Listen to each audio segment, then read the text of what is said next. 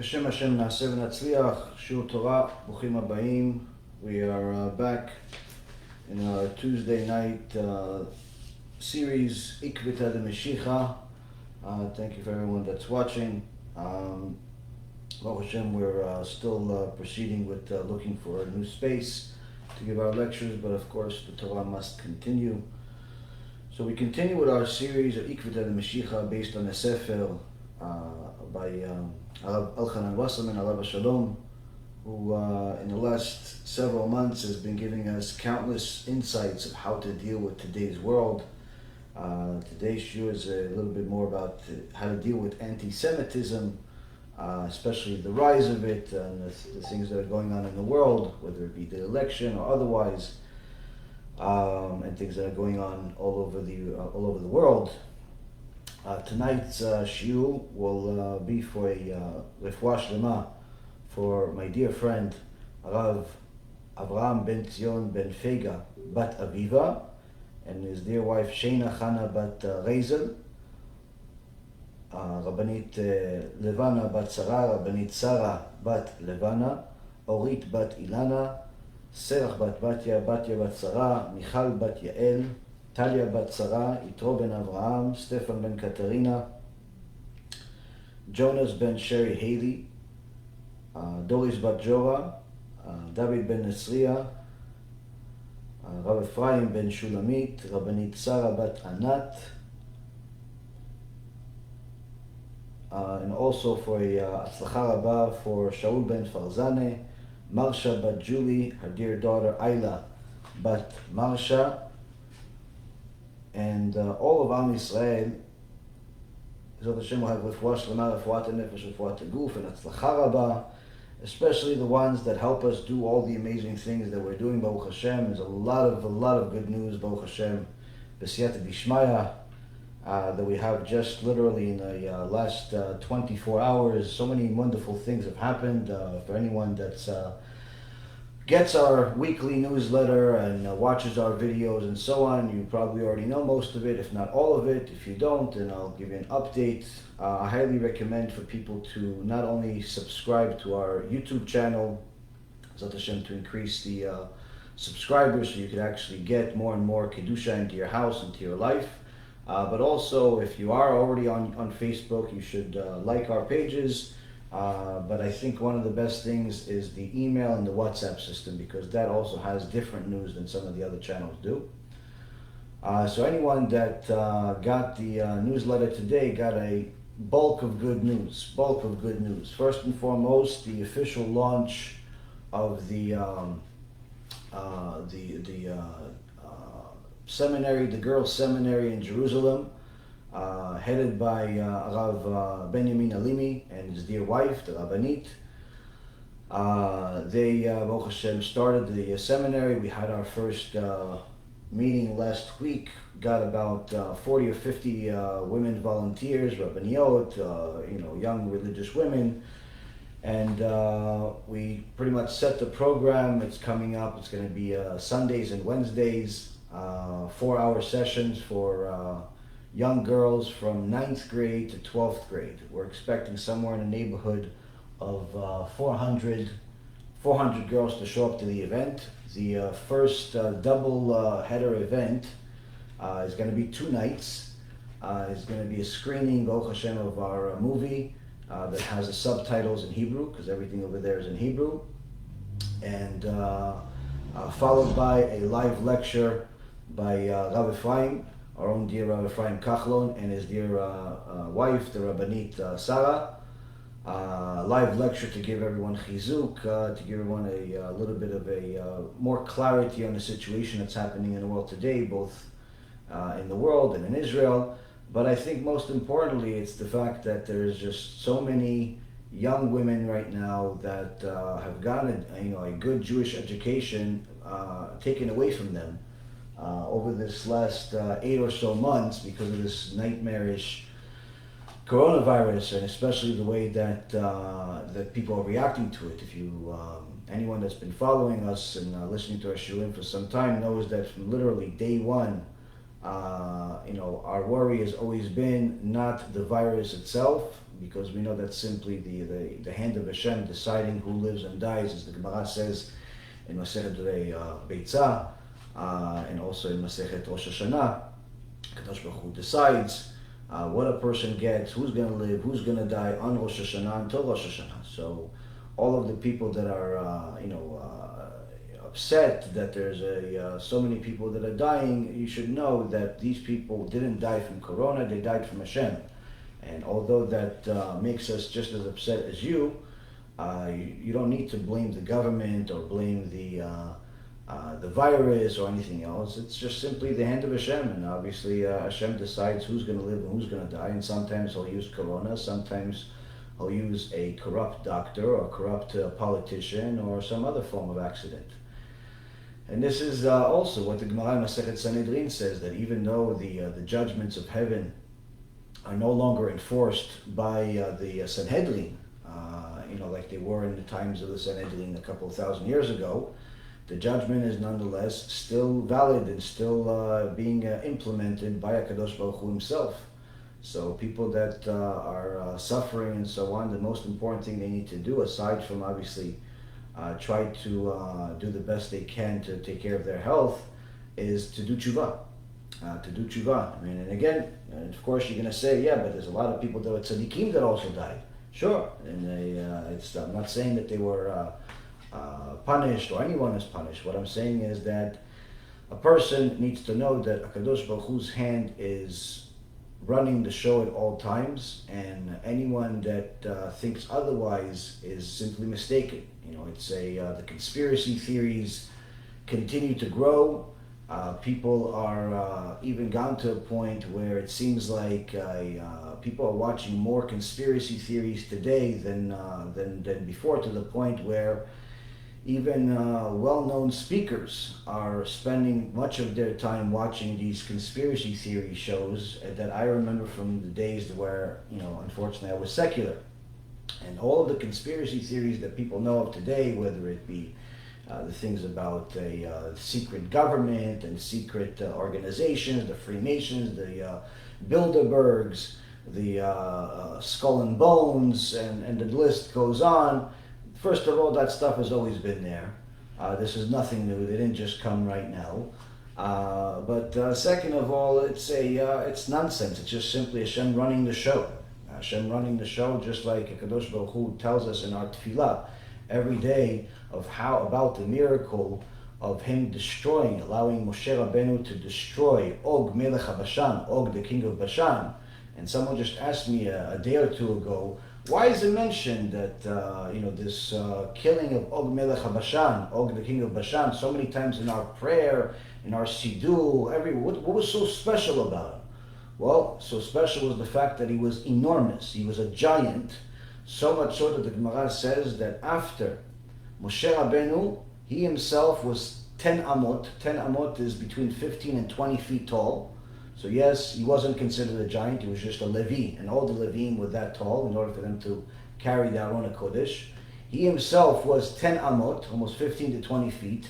He was strong enough to jump in the air 10 amot, another 15 to 20 feet, and still his staff was another 10 amot, so you're talking about 60 feet in the air. And that only reached the part of your foot where the bone is of Og Melech HaBashan, and that was enough to kill him. What is it really telling us here? That HaKadosh Baruch Hu, he is the one that decides who's going to live, who's going to die. Someone is big, someone is small, and he's simply telling us on a daily basis that if I allowed Moshe Rabbeinu to kill Og that lifted a mountain and wanted to throw it on Am Yisrael, if I allowed Moshe Rabbeinu to kill him, why are you worried about these politicians, all these conspiracies? For what reason? For what reason? People are literally become addicted to the news. It's sad. It's sad to me because I'm seeing a lot of people talking about it, and in some cases even religious people talking about it, and it just appears to me that people are watching more conspiracy videos than they are, learning Torah. And again, I'm not saying that everything is fake. There is some things that are real, but it doesn't matter. It simply doesn't matter, because HaKadosh Baruch Hu is the one that runs the world. Not the reptilian people, and not the Ku Klux Klan, and not the Bilderbergs and the secret government and the New World Order. All of that stuff is simply nothing. It's just little puppets that HaKadosh Baruch Hu uses in the world. Now, does that mean that they won't hurt people? No, that doesn't mean that. They could potentially hurt people. Whichever part of it is actually valid and real. But what I'm saying is that a person spending so much of their effort being worried about all of these different conspiracies is forgetting about who he's really supposed to be afraid of, which is HaKadosh Baruch Hu.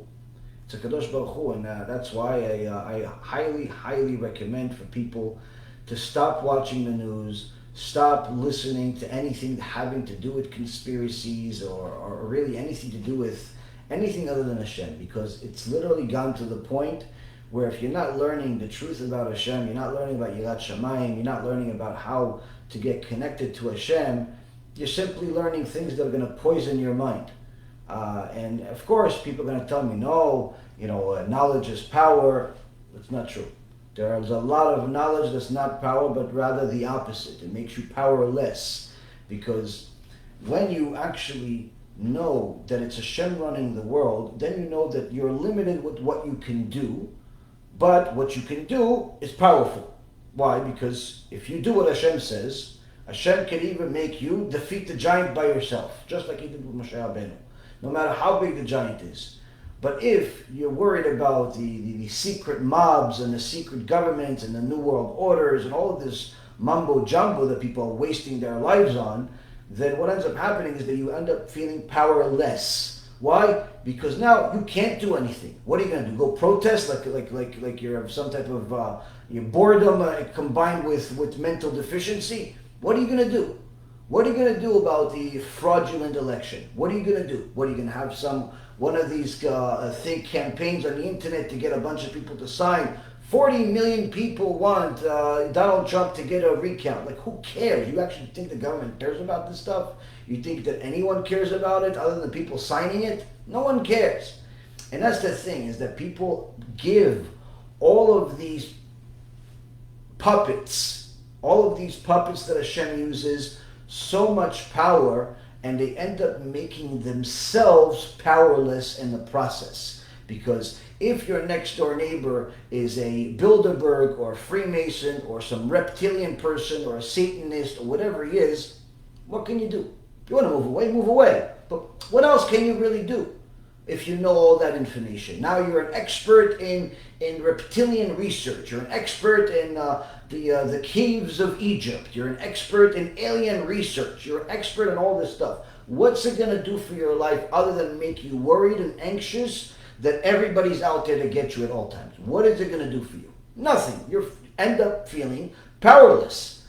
Powerless to the point where you have so much added anxiety that's so unnecessary that it's to the point where the Yetzirah himself says, you know what? Psh, I'm going on vacation. This guy's ruining himself by himself. This girl's ruining herself by herself. She's always worried. She's always anxious. She's always angry. She's always everything. And I don't even have to do anything. And that's the thing about time. You have to start thinking clearly. You have to understand that the only instruction we have is the Torah Kedusha. And that's why it's very, very important to make sure that the Torah is constantly instilled into our young girls and boys, because they are if they're not learning Torah, they're going to spend time watching all types of nonsense that's going to destroy their neshama, and it's sad. It's sad. And again, it's not a personal attack on anybody that's talking about it. It's just simply we have to look at what's actually necessary for us. To know about all this stuff is not going to help us do tshuva. To know about Shabbat may help us. To know about how to not waste seed is going to help us. To know about modesty, morality, business ethic, that's going to help us. And that's really the key here, is we have to understand that there's a limited amount of time every single day. We have to use it wisely. So Baruch Hashem, this girls' seminary in Jerusalem is going to be a really big thing. As a Baruch Hashem, we're expecting a lot of people, so that was one of the bit of the good news.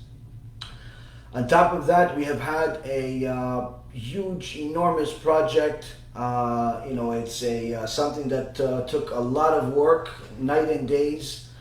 And Baruch Hashem, it was completed officially as of last night, an official launch of our dear friend, Rabbi Yosef Mizrachi's brand new application, both on iOS, on Apple iOS, and on Android, developed by Team HaShem. Baruch Hashem, we did something that simply showed our appreciation for His holy Torah, and also to help the world simply get more Torah.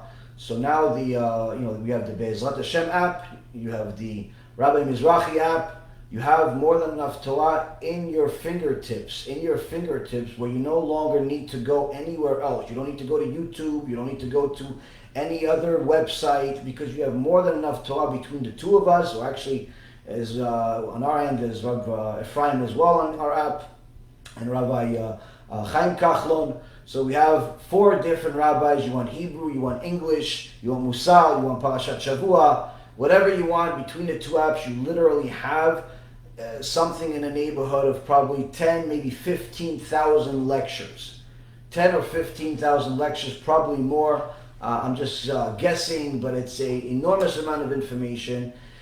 And the best yet is that one of the reasons why we decided to do this is because we wanted to make sure that just like we have complete independence for the last several years from any of these other organizations, whether they be good or bad is irrelevant, having complete independence of relying on any organization, if they like your speech and then they say Chazaku Baruch, or if they don't like what you say and they want to throw you out, or they try to censor you. All this nonsense has to stop. We had to do it. It took a lot of time, a lot of resources, and Baruch Hashem, as a surprise to Rabbi Mizrachi, we got it done for him. Baruch Hashem, he is ecstatic about it. And this app is in sync with our app, and we actually just had our Beshan Avoid app just had an upgrade in the last 24 hours as well. Some new features that, you'll see that this is just simply a place not only that has good Torah, but it's beyond the date, not up to date, but beyond the date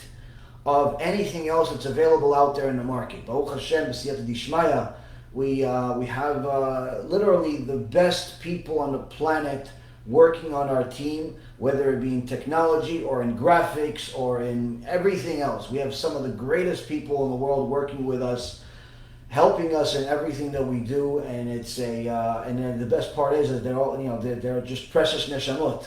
So this app gives you the ability to, first off, it's extremely fast.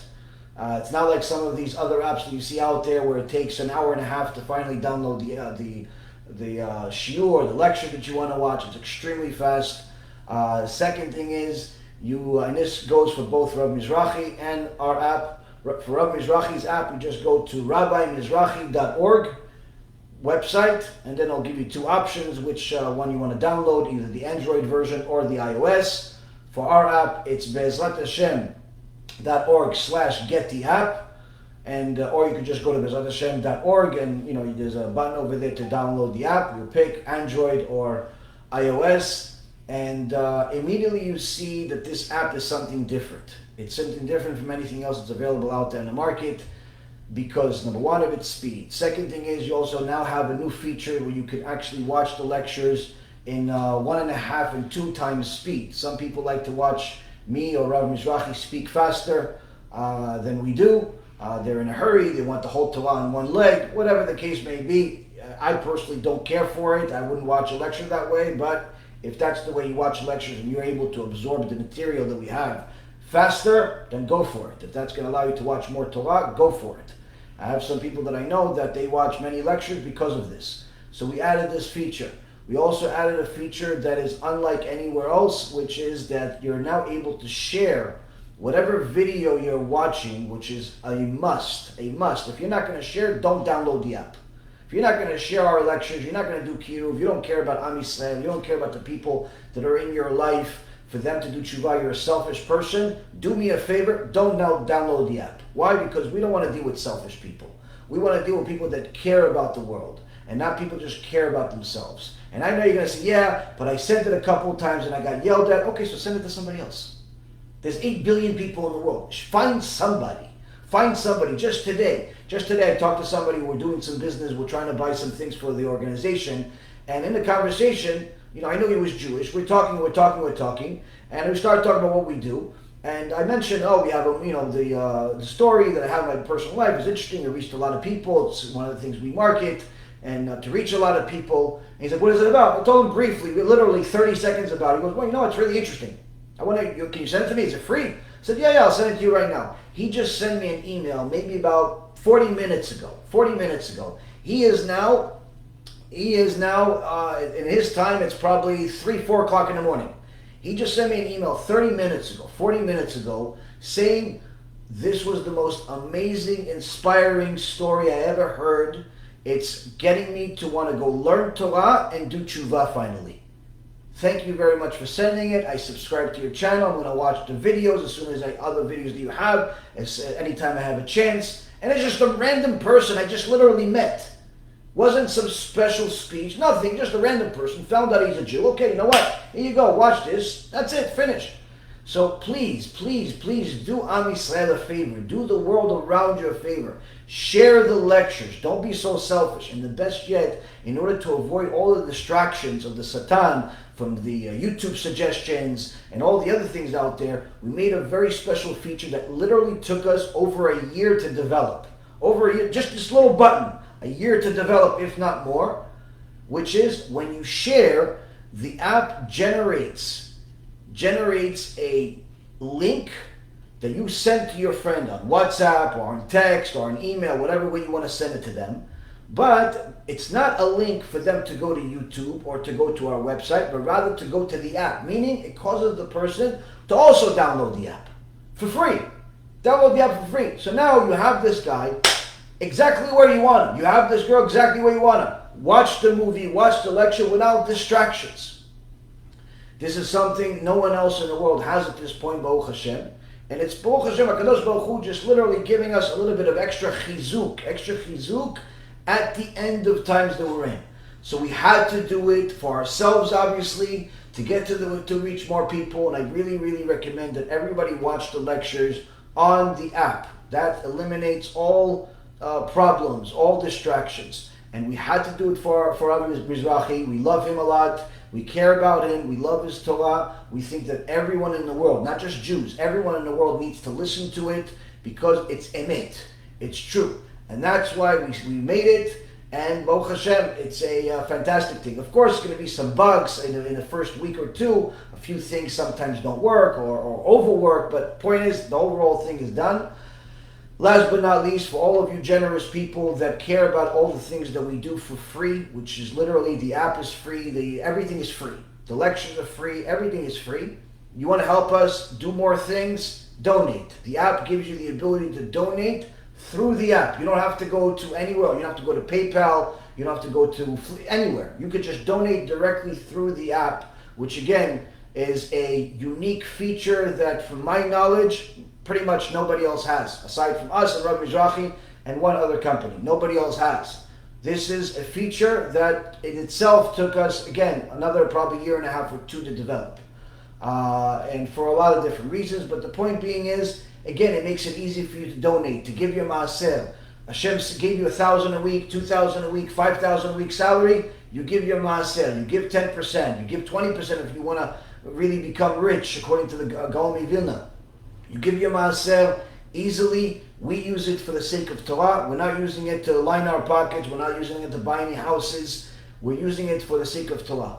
Feed people. All types of holy things like these things that we're talking about now. And this helps us do kiruv. This helps us. You don't want to donate? Don't donate. No problem. Just continue learning Torah with us. That's enough.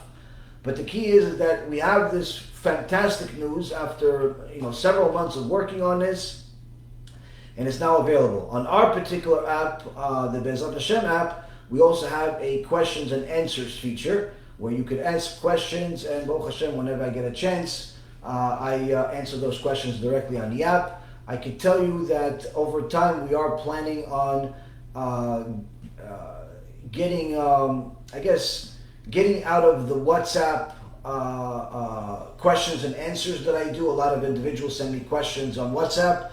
What we're hoping to do eventually is to slowly exit out of that and really have all of the questions asked on the app, because that way other people can benefit from your questions without knowing who you are. But that's not yet. But either way, ask the questions over there, and B'ezrat Hashem will catch up and ask some, answer the questions.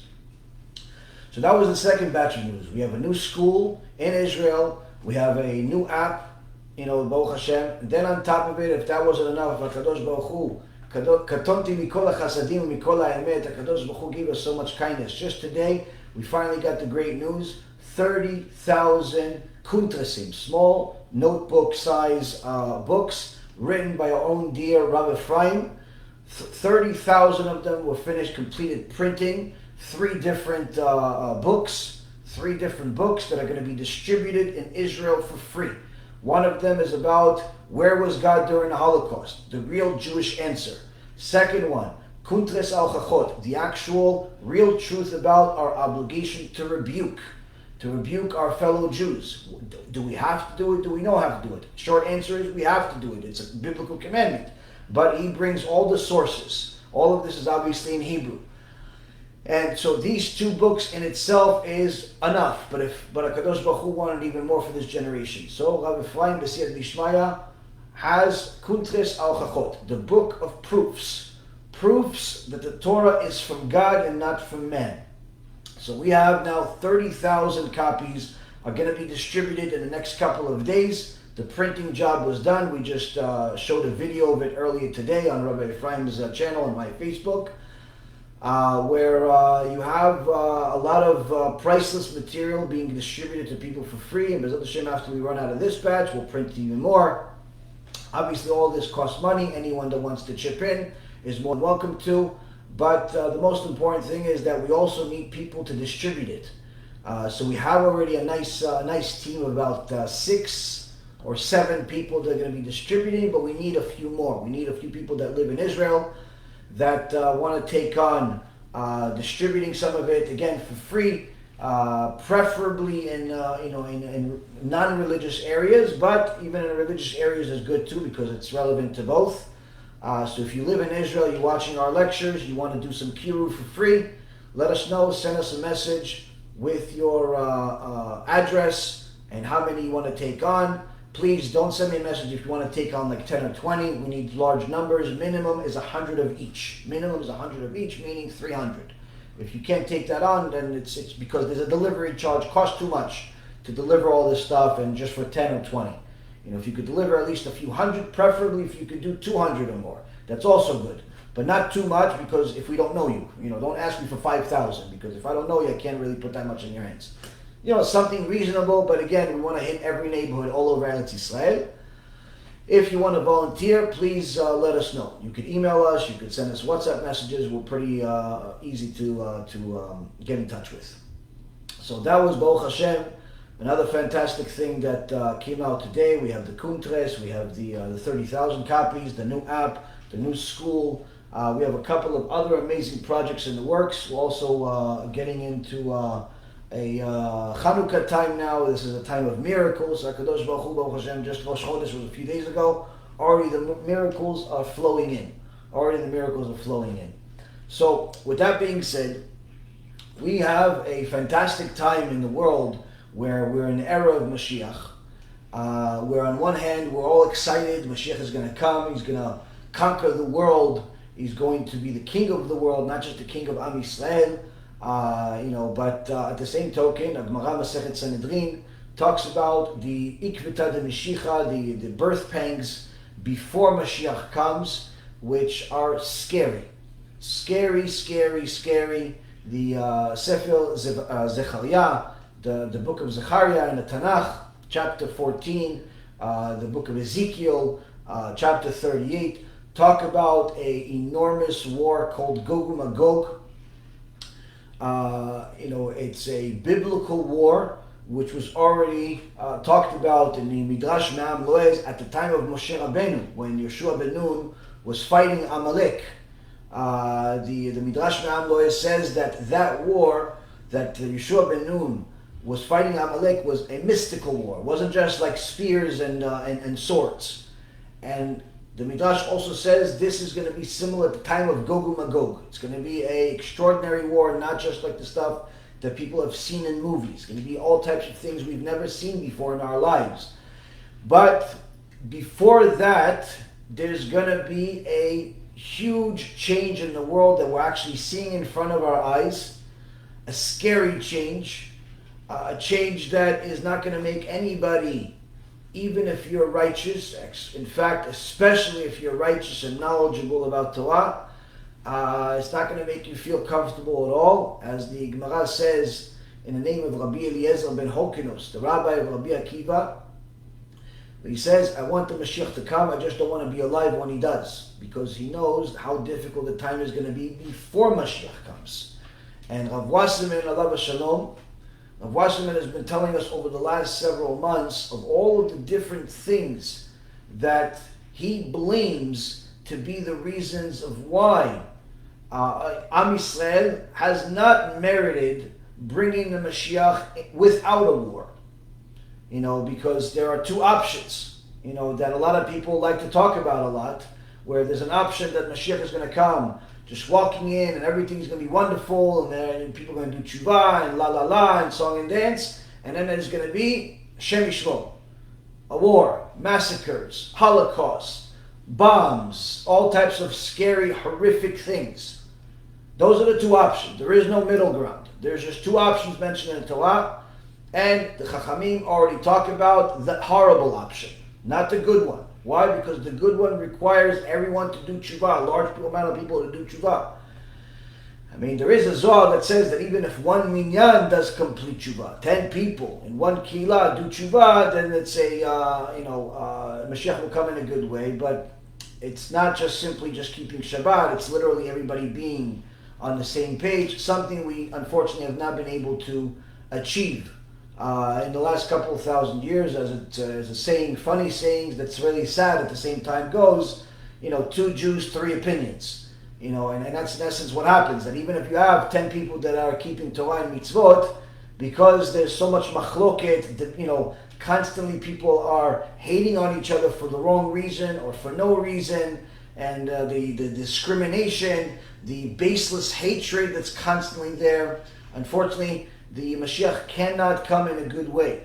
So this puts us in a situation where we have to prepare for the worst. We hope for the best, but we prepare for the worst. Surely a Kadosh Baruch Hu can do it in a good way, but according to the verses, according to the timeline, according to the way everything the Chachamim are telling us and what they're saying themselves, the nice way, the fantasy way is simply not possible. Meaning that we have to prepare for the worst. What does the worst look like?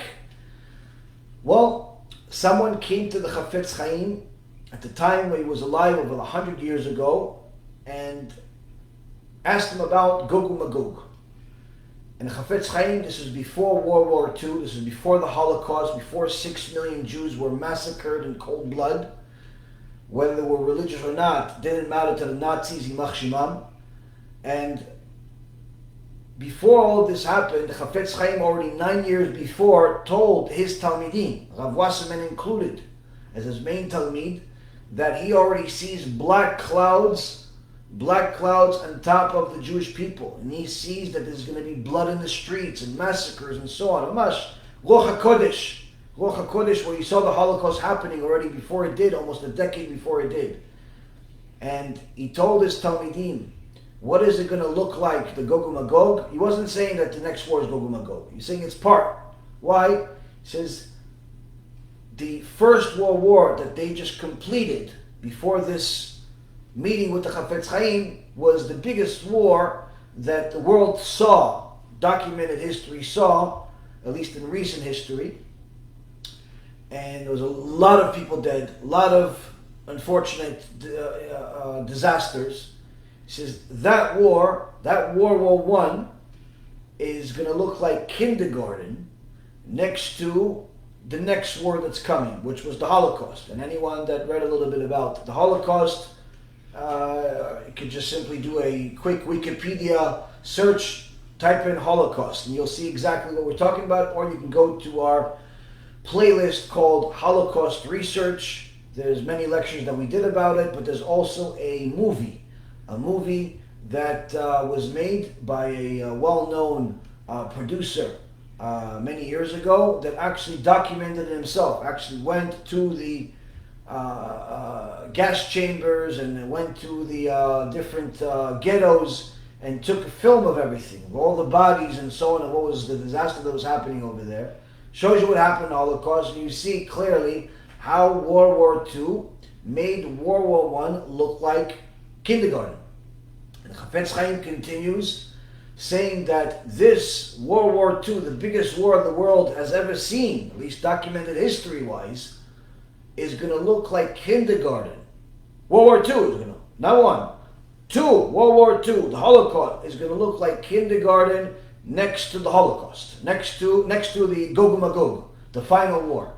The war that unfortunately is going to happen before Mashiach comes. Now, of course, this is very scary, but what's scarier is what's going to happen before, if you don't know how to deal with what's happened before. If you know how to deal with it, which we'll discuss today, Bezat Hashem, then it shouldn't necessarily be as scary. Nonetheless, still probably scary, but not as scary. Why? Because you have the right tools. You have the right tools to know how to deal with this. And one of the things that's going to happen before Gog and Magog is that Esau and Yishmael are going to start taunting each other and ultimately begin a huge world war between each other. The nations of Esau, which is in essence America, Europe, those countries, versus Ishmael, versus the Arabs, versus the people that, most of them are anti-Semitic. They are going to fight each other, but unfortunately, eventually, after killing each other and killing a lot of each other, they're going to both stop and decide that everything that they're fighting of is Jerusalem. They're fighting over a piece of land that the Jews are the ones that are controlling. And then they're going to combine efforts and attack Israel, attack the Jewish people. So this in itself is a nightmare of nightmares. But before all of that happens, there's also going to be an increased amount of heresy in the world, as you can see already, an increased amount of atheism, increased amount of missionary strategies to destroy Jewish neshamot, an increased amount of hatred and anti-Semitism for no reason whatsoever, to the point where it is no longer going to be unpopular to be anti-Semitic. Before the Holocaust, anti-Semitism was running rampant. It was all over the place. It was in the newspapers. It was a disaster. After the Holocaust, after they murdered 6 million of our brothers and sisters, being anti-Semitic wasn't so cool anymore. People woke up, their conscience woke up. HaKadosh Baruch Hu, in essence, gave them a little bit of flesh in their hearts of stone, and people realized it's not so great to hate a people for no reason whatsoever, just because of their religious beliefs, especially since many of them weren't even religious at the time. So anti-Semitism wasn't as popular anymore. It became more frowned upon for many years. If you said anything about denying the Holocaust, you were at the very least rebuked publicly, in some cases lost your job or career, and so on. Very famous, wicked actors like Mel Gibson that, was caught openly anti-Semitic, pretty much destroyed his career, Baruch HaShem. But what you see now is that people like him are now coming back, where actually they're much more anti-Semitic and openly about it. So something has changed. Something has changed in the world. Anti-Semitism has been on the rise for the last few years, so much so that a recent statistic shows that over 50% of our allies, the Americans, are openly anti-Semitic. This doesn't say that the other 50% love us. It just says that 50% admit it. Who knows about the rest? But America is not the only issue. You see this all over the world. I got this paper, just this thing over here, from our dear friends in the Netherlands, and this is a caricature that shows you two women with a little kid crying, and some guy wearing a Jewish costume making fun of Jews with a typical, stereotypical big nose, hat, fake peyot, and in essence, what's the cartoons in a different language is, what are they saying? The kid was in essence not allowed to go outside because it was raining, and the cartoon says, oh, since curls come from the rain, when if you go outside in the rain, I guess maybe your hair becomes curly, apparently according to them. So since curls come from rain, Peter's father, this little kid's father, decided to make him laugh and make it seem, oh look, I have curls inside, but not just any curls, Jewish curls, and a big nose to go along with it. And this is, Rabotai, in one of the most famous newspapers in that country. It's not like in some online, some real, tool decided to make it on his website and make fun of Jews. No. This is in a famous newspaper just published a few days ago. Okay? Now, if you think this is the only thing, this stuff is going everywhere. You have many celebrities, athletes, all types of Hollywood reshaim are becoming openly anti-Semitic. And unfortunately, this is one of those things that we have to deal with at the times of Ikvita the Mashiach, Era of Mashiach. Why? Because these are different signs from HaKadosh Baruch Hu to us, Am Yisrael, to do TeShuva. Because that's the only thing that's going to help us. And that's in essence what Rav Moshe is about to tell us. What is the solution? In short, do TeShuva. But how? Who? What? When? Why can't we fight it? Why can't we use the Jewish Defense League and the AIPAC and the Jewish Federation and this one and that one to go fight it? No, you shouldn't post it. Why? Why not? Because that is giving the anti-Semites the power as if they are in control and not HaShem, allowing him to be. And that's one of the mistakes that we make constantly. There are many people, decent people, that are literally, stocking up in all types of guns and all types of things, thinking they're going to defend themselves against the evil anti-Semitic monsters. This is nonsense. This is complete nonsense. Why? This is what Rav Wasserman is about to explain to us. So Wasserman al Shalom has told us time and time again that the reason why Am Yisrael has not done TeShuva, and the reason why we've put ourselves in a position that, unfortunately, the time before Mashiach is going to be like the birth pangs that a woman gets before she gives birth, which is extraordinarily painful for the woman and for her caring husband, but in a different way. And the reality is, it's going to be very, very painful. And that's because we didn't do TeShuva. And the reason why we didn't do TeShuva, for the last several months, Rav Wasserman has told us that it's only because we have false leaders, false shepherds, all types of shepherds that we give power to. Whether it be politicians that say one thing and do another, or it's going to be a political system we have a lot of faith in just for it to disappoint us this moment that it gets a chance. Or it's because we put too much trust in the science world and think that that's going to be the rescue. Or we put too much power in the weapons and the Iron Dome and all of that nonsense where we think, oh, that's going to help us, that's going to defend us, like many of the Zionists believed back then and still believe to this day, to the point of creating their own religion practically. Or it's fake speakers, including rabbis, many wicked rabbis that distort the truth for their own self-interest.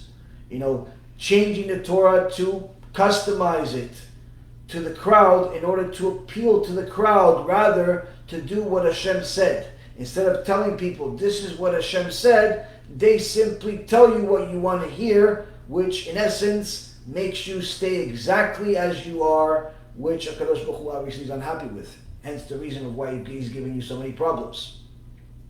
So Rav Wasserman says that the biggest problem is the false shepherds. But these false shepherds didn't come into power by themselves. We put them in power. By watching their videos, by supporting their campaigns, by spending our time and effort learning their nonsense instead of learning Torah, we put them in power. And now he continues and he says, after telling us that we broke the vow, that we made with Hashem, he now says, he quotes a Gemara in Masechet Berakhot, page 7b. And he says, Im ra'ita rasha sha'ash'a mesacheket lo, al titgare bo.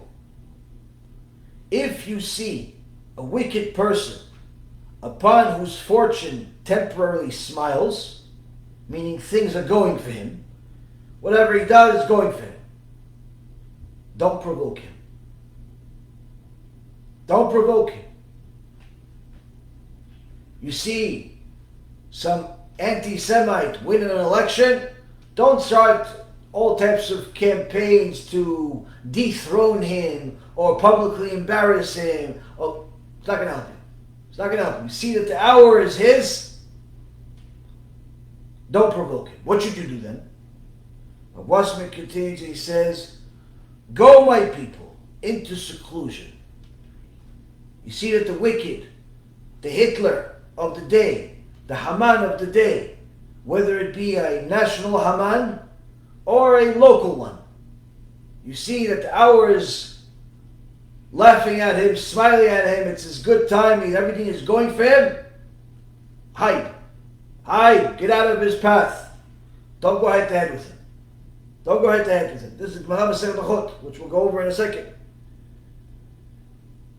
Rav Wasserman continues and he says, resist not in unfavorable times. Make room for it. Reflect upon me, God says. For I have given evil times their place, as it is written in the book of Eicha, Lamentations chapter 2, verse number 3. He has turned back his right hand in the presence of the enemy. Shem Yishmael. HaKadosh Baruch Hu tells Am Yisrael in the book of Eicha, which is in essence the time of the destruction of the Bet HaMikdash. You see that Edom, you see that Ishmael, you see that the enemy, things are going for them, they're winning, they're prospering despite their hatred of Torah, their hatred of Jews, their hatred of mitzvot. You're seeing that things are going for them. Don't fight them. Run away and seclude yourself. Stay out of sight. Be like a little mouse. Be like a little fly on the wall that no one can notice. Get out of the headlines. Get out of the TV stations. Get out of the news. Stop bringing attention to yourself. Stop trying to go head to head with him. Why? HaKadosh Baruch Hu himself says, because I have given evil times their place. There is a time for evil to rule. Yes, there is a time for evil that HaKadosh Baruch Hu decided this is its time. And it's because evil is one of the tools that Hashem uses in order to run his world. One of the many reasons is to shepherd his sheep, shepherd his nation to do TeShuva. When things are going great for us, many times, unfortunately, we forget about God. We make a lot of money, we forget that who gave it to us. We start thinking we made the money. We get a lot of honor for something we did, we forget who's the one that gave us the ability to do what we did.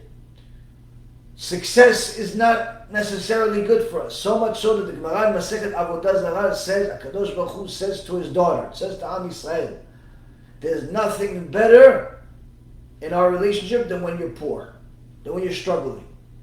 I love you the most when you're like that. Why? Because that's when you're really close to me. It's a sad reality. It is a sad reality. And you see many times with people, when they're starting out something, it looks like, oh yeah, I love Hashem, everything's going to be okay. You know, once I make a lot of money, I'm going to give Maaseh, I'm going to give Chomesh, I'm going to build this, I'm going to do that, do all types of things. And HaKadosh Baruch Hu says, oh, you say it? Okay, I'll give it to you. He starts giving him blessing. The guy all of a sudden goes from 30,000 barely making it, to now he's making $500,000, $1 million, $2, $5, $10 million. All of a sudden the kippah is not on his head anymore. What happened to the kippah? Oh, no, I was just in a meeting. So, yeah, I met with people that were not Jewish, so I didn't want to impose on them. Since when do you care about imposing on other people because you have a kippah on? Oh, how come you don't have a beard anymore? Oh, I don't know, it was itchy. Oh, 30 years it didn't itch you, now all of a sudden itchy because you got an extra $5 million in the bank. You see, sometimes success destroys people. This unfortunately happens to a lot of people that go through the Jewish education and yeshiva system, where they, instead of learning about how to deal with the Yetzer, how to deal with money, how to deal with the world, they learn a lot of Torah, Baruch HaShem, but they don't learn a lot of the things that they can apply to their life. And you see that many times they go to the yeshiva system, they finish school, and they decide they don't want to continue learning Torah in a specific environment. They want to go into the work world, and they get a job in some company without really too much checking because they want to get the first job that they can get. And what ends up happening, sometimes they succeed, and sometimes it hurts their religiosity, it hurts their beliefs. They become influenced by the money and the success that they're making, the new friends that they have now, and success actually is to their detriment. So HaKadosh Baruch Hu tells us that this evil time that's in the world has its time, because that's my time to remind all my children that have left me, that have forgotten their Creator, that have forgotten their owner. The evil times is to bring them back. So there is a time. So when that time comes, don't try to fight it. Don't try to fight it. Seclude yourself and run away from these attackers. Don't write an article fighting against the anti-Semite journalist on the competing newspaper. Don't do any of that thing. Why? It's not going to help you. We of course need to learn about it, which is the reason why we're talking about it on a regular basis. But for an average person to go out there and start doing all types of things to fight anti-Semitism, it's not the right approach. It simply isn't. Especially people that have some influence and have a following and so on. For them to go and bring so much attention to themselves is not going to do very good for them. And I know that even some of my own friends want to go and publicly denounce certain things that certain people do. First of all, no one really cares. And second of all, they're going to do it again in a few more days or a few more months. And third of all, you're just bringing attention to yourself that's unnecessary. And one of the Gedolei Ador, Rav Wasserman is saying this is a mistake in the name of the Torah. Why? HaKadosh Baruch Hu says, there is an evil in the world and there's a time for it. There's a time for it that HaKadosh Baruch Hu allows it to rule. Such as he did at the time of the Beit HaMikdash, as the verse says in Echa, in Lamentations, that HaShem turned back his hand in the presence of the enemy, meaning he stopped helping us, but not when we were private and we were quiet. He stopped helping us openly, where the enemy already saw Hashem's not helping us.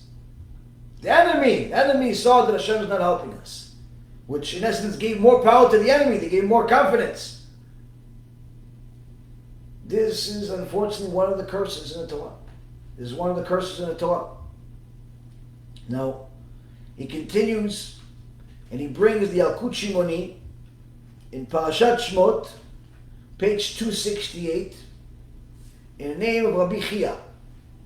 Rabbi Chia says, if you see Esau who seeks to provoke you, do not resist him but hide from him until his time passes. You see a Nazi Amalek, the grandson of Esau, come attack you, don't go against him. We either try to run away, try to hide, but don't fight him. Why? It's not for your fight. We even saw Yaakov Avinu, the head of Am Yisrael. The head of Am Yisrael, Yaakov Avinu, after he fled Esau, instead of fighting Esau, he fled Esau. He didn't want to fight Esau. Even later on, 20 years later when he came back, or 34 years later when he came back, he didn't want to fight Esau. He said he prayed to HaShem to help him with the issue of Esau. But we saw that he fled Esau. And then the Midrash says that Elishav, the son of Esau, who was the student of Yaakov Avinu, caught up to Yaakov and wanted to kill him even though he was a student. So Yaakov tells Elishav, listen, how about this? I'll give you all my money. I'll give you my possessions. Because our Torah says someone that's poor is considered dead. So you can, in essence, honor your father, because your father sent you to kill me. Honor your father, because in essence, you're leaving me with nothing. You're leaving me a dead man. Yaakov, instead of fighting him, he didn't fight him. He just gave him what he had, and that's it. Let me go. Why? Yaakov saw the hour was winking at Esau, was winking at the evil. It was laughing at the evil. The evil was running the world at that point. Now you could say, wait, maybe Yaakov was scared. Maybe Yaakov was scared of Esau. Maybe Yaakov was wrong. Why? Because we see that after 14 years at the yeshiva of Shem and Evel, he went to Laban's house, and before he got to Laban's house, we see in the Parashat that Yaakov gets to the well, and he sees all of these shepherds waiting, and he says to them, why are you waiting over here? Why don't you give your sheep, give your goats some water? He said, no, we can't. We're waiting for all of the other shepherds to come. He says, why are you waiting? But maybe you could give your sheep now. He said, no. The top covering the well is too heavy for any one person to do it. We have to have all of the shepherds from all of the different towns. All of us come here every day at the same time, and all of us push this top off. All of us together. That's the only way we can do it. Moments later, Rachel, the daughter of Lavan, the future wife of Yaakov Avinu, comes with her shepherds, comes with her sheep. She was a shepherdess. Yaakov is so happy to see her because he saw in prophecy that she's going to be his wife, that she was his soulmate. He was so happy, he took the top of that well by himself, the Torah says, by himself, and moved it, showing us that Yaakov Avinu was extraordinarily powerful. He was able to rip the man with his fingers. Then if you look at the Midrash Me'am Lo'ez talks about the wars of Yaakov and his sons, how they literally defeated nations. He was extraordinarily powerful. So how come he didn't fight Esau? How come he didn't fight his son? Because he saw this is the hour of the evil. This is the hour of the evil. This is not a time for us to fight. Only when HaKadosh Baruch Hu tells you go fight, you go fight. Now here we see that Rabbi Chia, one of the greatest sages we ever had, the Gemara says on him, that Rabbi Chia was the nephew of Rabbi HaKadosh, Rabbi Yehuda Nasi. And Rabbi Beruach HaKodesh saw how Rabbi Chia is being treated in heaven. And it says that Rabbi Chia is the only one that's able to go to any Eichal that he wants, any chamber of Gan Eden that he wants. No angel has to take him anywhere. He can just go there as if he owns the place. But he's the only one. Other tzaddikim, he can visit anyone he wants. Other tzaddikim don't want to visit someone else. If Yaakov wants to visit his grandfather Avraham, if Yitzchak wants to visit somebody else, they have people coming with him. Others say Rabbi Akiva, Resh Lakish, all these great tzaddikim, they want to go somewhere they can. But the angels take them. But Rabbi Chia, the Gemara says, goes anywhere he wants without asking anybody for permission. Like he owns all of heaven. Why? The Gemara says, because Rabbi Chia was a Mezakeh Rabim, was a Kiruv rabbi. He helped Am Yisrael do tshuva. You help Am Yisrael do tshuva, no one can talk to you in heaven. No one can say nothing to you. You simply run the joint. That's how it is, the Gemara says. So this same Rabbi Chia says that if you see Esau, who's looking to provoke you, he's looking to bother you for no reason. He writes a stupid article about you, making fun of you for no reason. He is just pushing you for no reason. He's bumping into you for no reason. He is doing all types of things for no reason. The stuff that's happening in New York right now with these different politicians that are attacking the Jews for no reason. Yeah, they can blame all types of things for it, but in reality, it's no real reason. This is exactly what we're talking about. Stop fighting them. Stop going against them. Stop cursing them. Stop going head to head with them. You're wasting your time. This is the time of the evil that HaKadosh Baruch Hu reserved. And Rabbi Chia HaKadosh says, if Esau is looking to provoke you, not that he's just there's a war and Hashem sent you. No. He's looking to provoke you for no reason. He's trying to get you to do something stupid. Resist him. Don't resist him and hide. Don't fight him. Hide from him until the time passes. Until the time passes.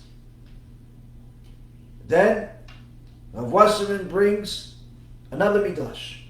A Midrash Rabbah. Midrash Rabbah, Sefer Dvarim, Aleph, Tetvav, 115. Midrash Rabbah says, said Rabbi Yehuda, the son of Rabbi Shalom, said Am Yisrael to God, meaning Am Yisrael is talking to their Father in heaven. Ribono shel Olam, Lord of the universe. His, meaning Esau's father, Yitzchak, blesses him, and you concur with him. Meaning that after the whole issue that we have in the Parashat, where Yaakov steals the blessing, rightly so, because Esau desecrated the first right, the firstborn rights. So Yaakov takes the blessing. But nonetheless, Yitzchak still gives a blessing to Esau. Not as great of a blessing, but nonetheless he gives him a blessing to be powerful, to do all types of things. So Am Yisrael complains to HaKadosh Baruch Hu, says, Ribono shel Olam, Yitzchak, the father of Esau, blesses him, and you agree with it that he did it? And then you say to us, hide yourselves.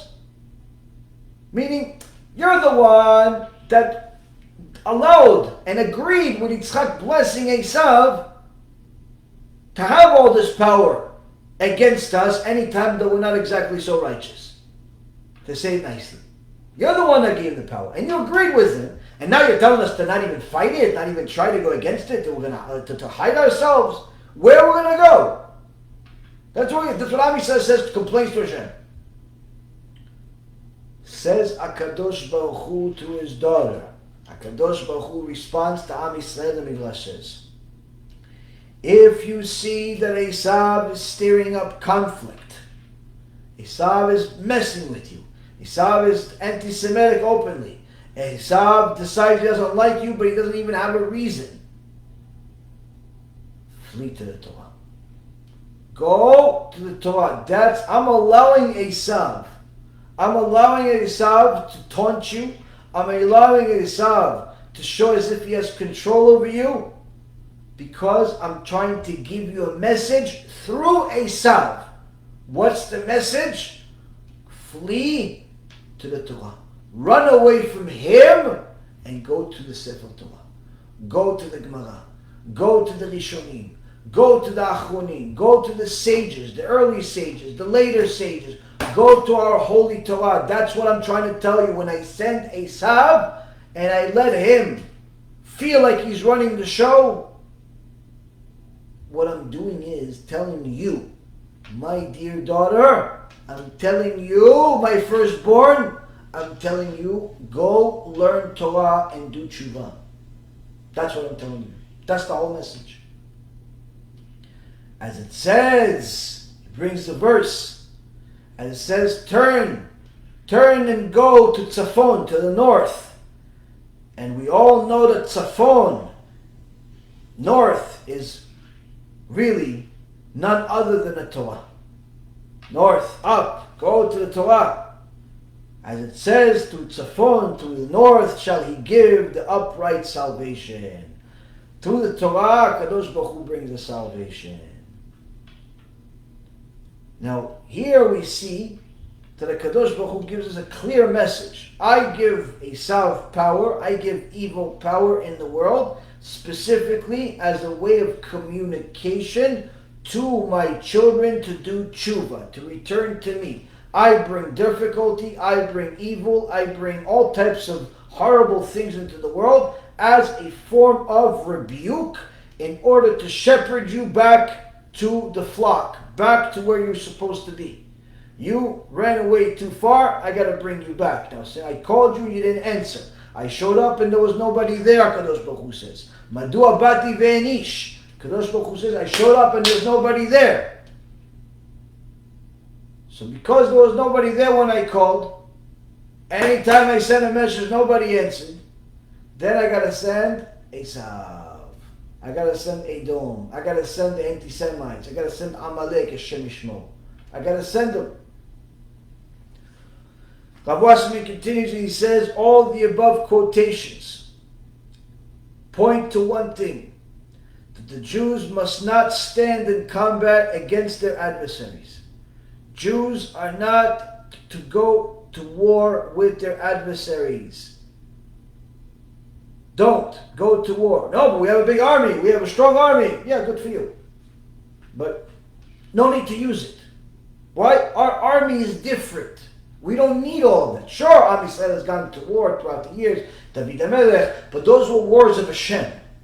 Moshe Rabbeinu went to war, but that was wars of HaShem. Yeshua ben Nun went to war. That was the war of HaShem. There are times that HaShem says to us, go to war. But to go and be on the attack, to be aggressor, unless Hashem commands, we're not allowed to do it. Not allowed to do it.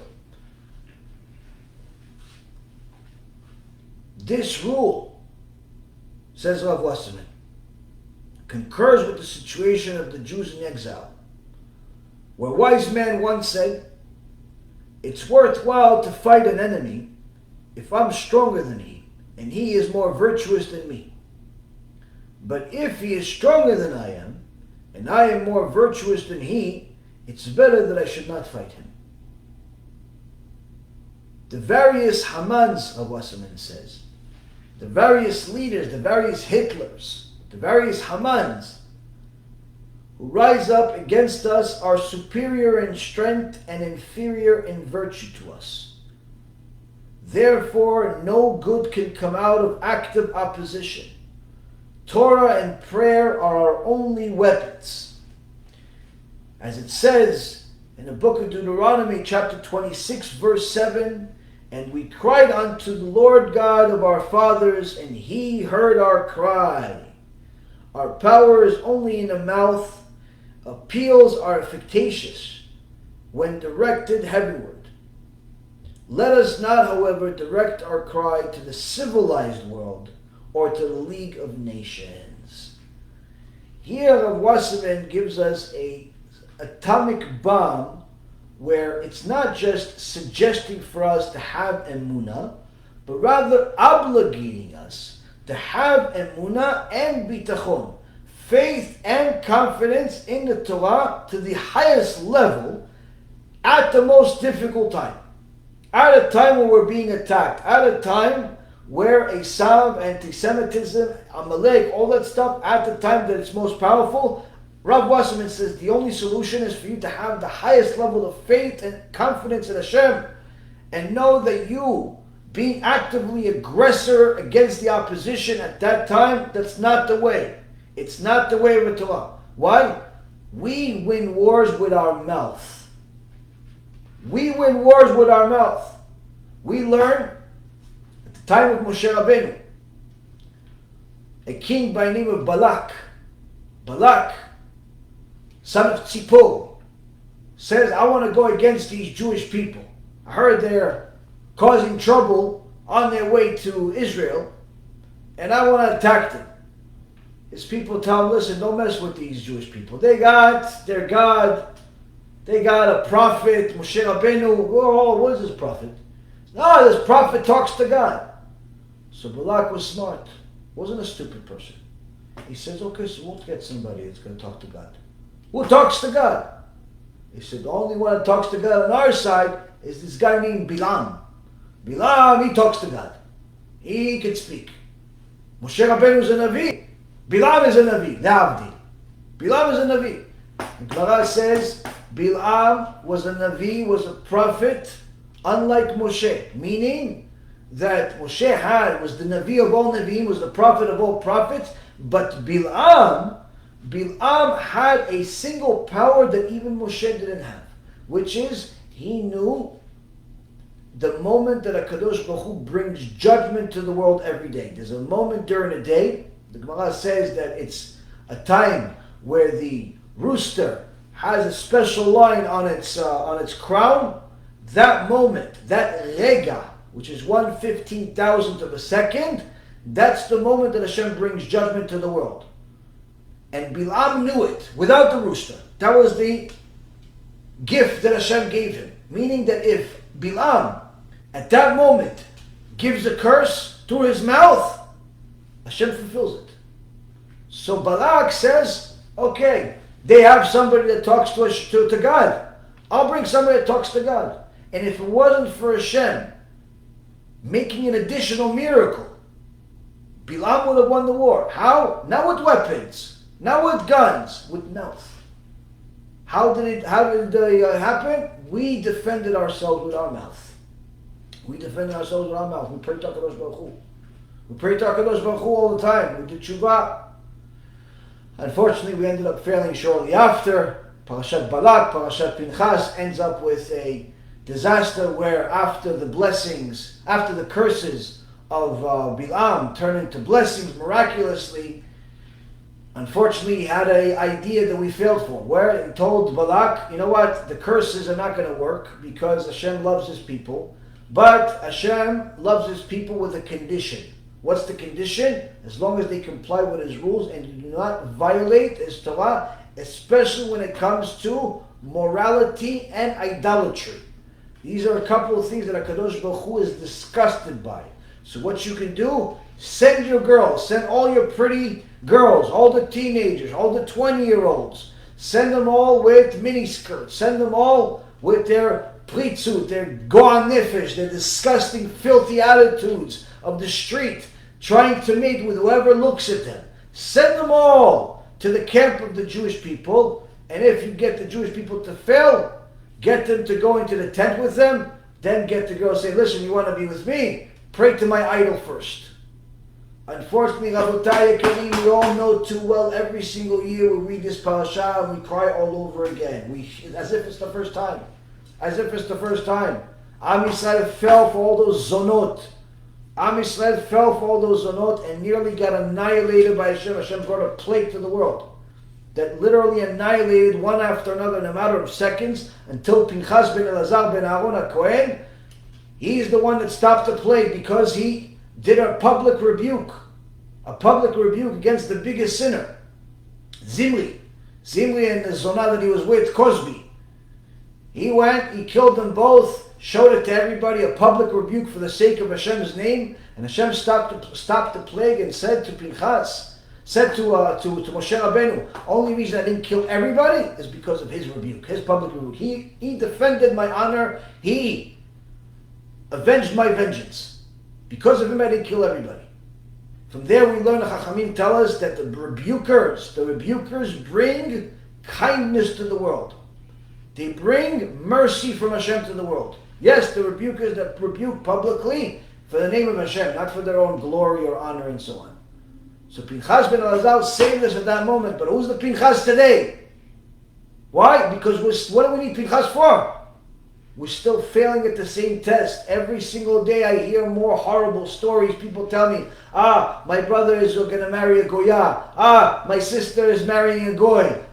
This one is going out with a non-Jew. This one's going out with a non-Jew. Intermarriage everywhere. HaKadosh Baruch Hu hates intermarriage. On top of that, you have over 500,000 Jews have converted to Christianity in the last 20 years. According to Jews for Judaism, an anti-missionary organization that follows this and goes against the daily. 500,000 Jews converted to this idolatry. On top of that, we have countless people have turned money into idolatry. All they care about is money. If they have a kippah or they don't have a kippah. If they have a beard, they don't have a beard. It won't make a difference. People literally have turned money into idolatry. Worse yet, people have turned politics into idolatry. So you have znut everywhere, all this immorality. Almost every guy is addicted to all types of pornography and filth. On top of that, you have all of these forms of idolatry everywhere. In so many words, we're living Parashat Balak, we're living it every day. But HaKadosh Baruch Hu has mercy on us, waiting for Pinchas to come out there and do something good. But that's the reason, Rabotai Yekarim, that's the reason why HaKadosh Baruch Hu tells us the answer to go fight against Edom, against the plague, against Corona, against the politicians, against all of the evil in the world is not with your arms and legs. It's not with your arms and legs. It's with your mouth. Pray to HaKadosh Baruch Hu. Learn His Torah out loud. Ladies, every single day you spend a lot of time talking. Stop talking to your friends and start talking to HaKadosh Baruch Hu. All day you call, all day you send message and you tell us, and other rabbis I'm sure, that my sons are off, my sons are this, my kids are no good. Okay, I understand you want me to bless him, you want me to talk to him, but let me ask you a question. Did you cry about him today? Did you cry about him yesterday? Did you cry to HaKadosh Baruch Hu, say, HaKadosh Baruch Hu, please HaKadosh Baruch Hu, have mercy on me. Please HaKadosh Baruch Hu, I can't deal with this pain anymore. I know it's painful. I know it's painful to have a rotten kid. I understand. The Gemara says it also. Gemara Masechet Berakhot, page 7. Gemara Masechet Berakhot says, the pain of a kid off the derech is worse than the pain of Gog and Magog. That's what it says. I'll show it to you. It's a horrible situation. Horrible situation to have a kid off the derech, nightmare. Nightmare of nightmares. There's no question about it. But did you cry about it to HaKadosh Baruch Hu? Did you tell HaKadosh Baruch Hu, please HaShem, have mercy on me, make my kid open up the Torah? Or are you just giving the kid car keys, yeah, go away. You're trying to solve the problem by getting the kid to just out of your hair. You give the kid TV, watch whatever you want. Give the kid car keys, go, drive wherever you want. Just get out of my hair, stop causing trouble. Is that what you're doing? Gemara Masechet Berakhot, page 7b. Amar Rabbi Yochanan, Beshan Rabbi Shimon bar Yochai. In the name of Rabbi Shimon bar Yochai. קשה תרבות רעה בתוך ביתו של אדם יותר ממלחמת גוג ומגוג.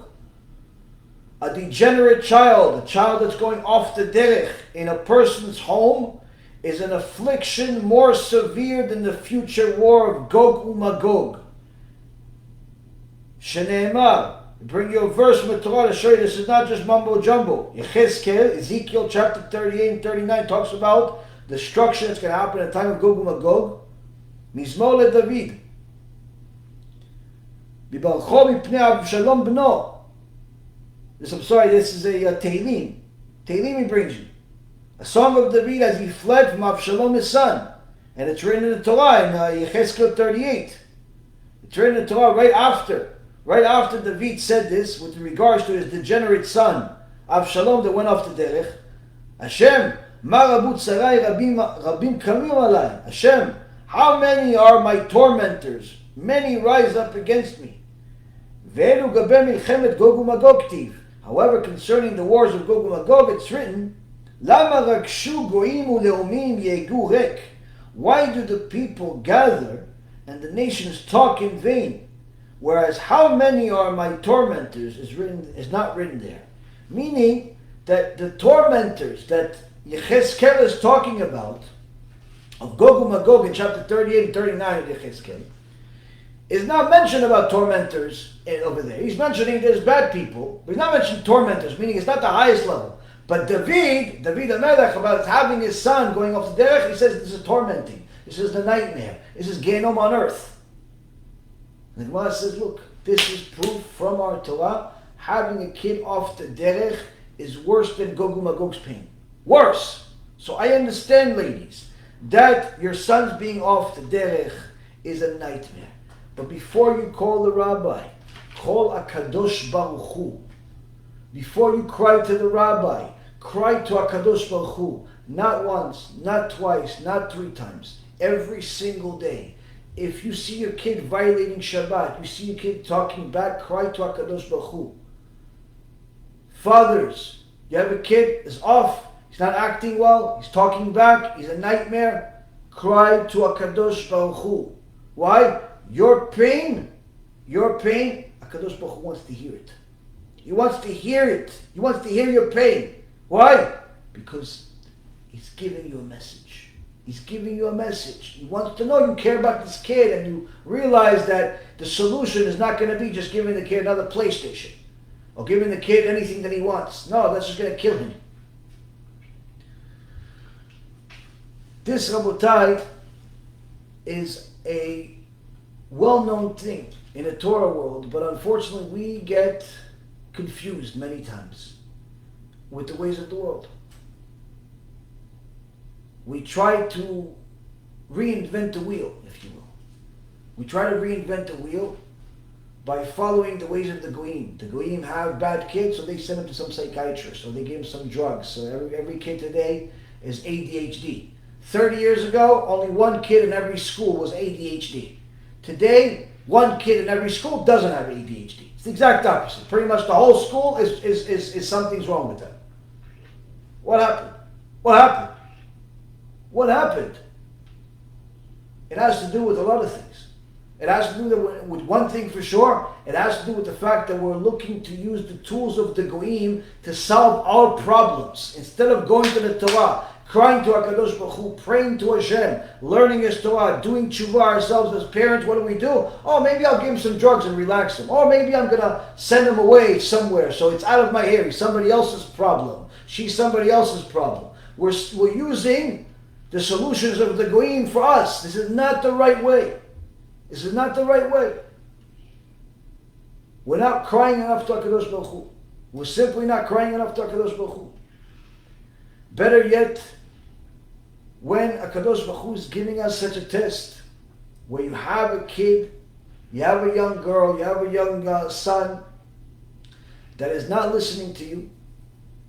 In essence, this is as a result of the things that they're seeing. Maybe they're not seeing you learn Torah enough. Maybe they're seeing you fight. The parents are fighting openly in front of the kids, which is one of the worst things they could do. HaKadosh Baruch Hu is sending you a message through your kid. And instead of sending him somewhere else just to get him to become somebody else's problem, it's time for you to do TeShuva. It's time for you to fix certain things. When a person starts using the Torah as his guide, obviously this is what HaKadosh Baruch Hu wants. But when a person starts using the solutions of the Goyim, this is not going to solve the problem. If anything, it's going to create even more problems.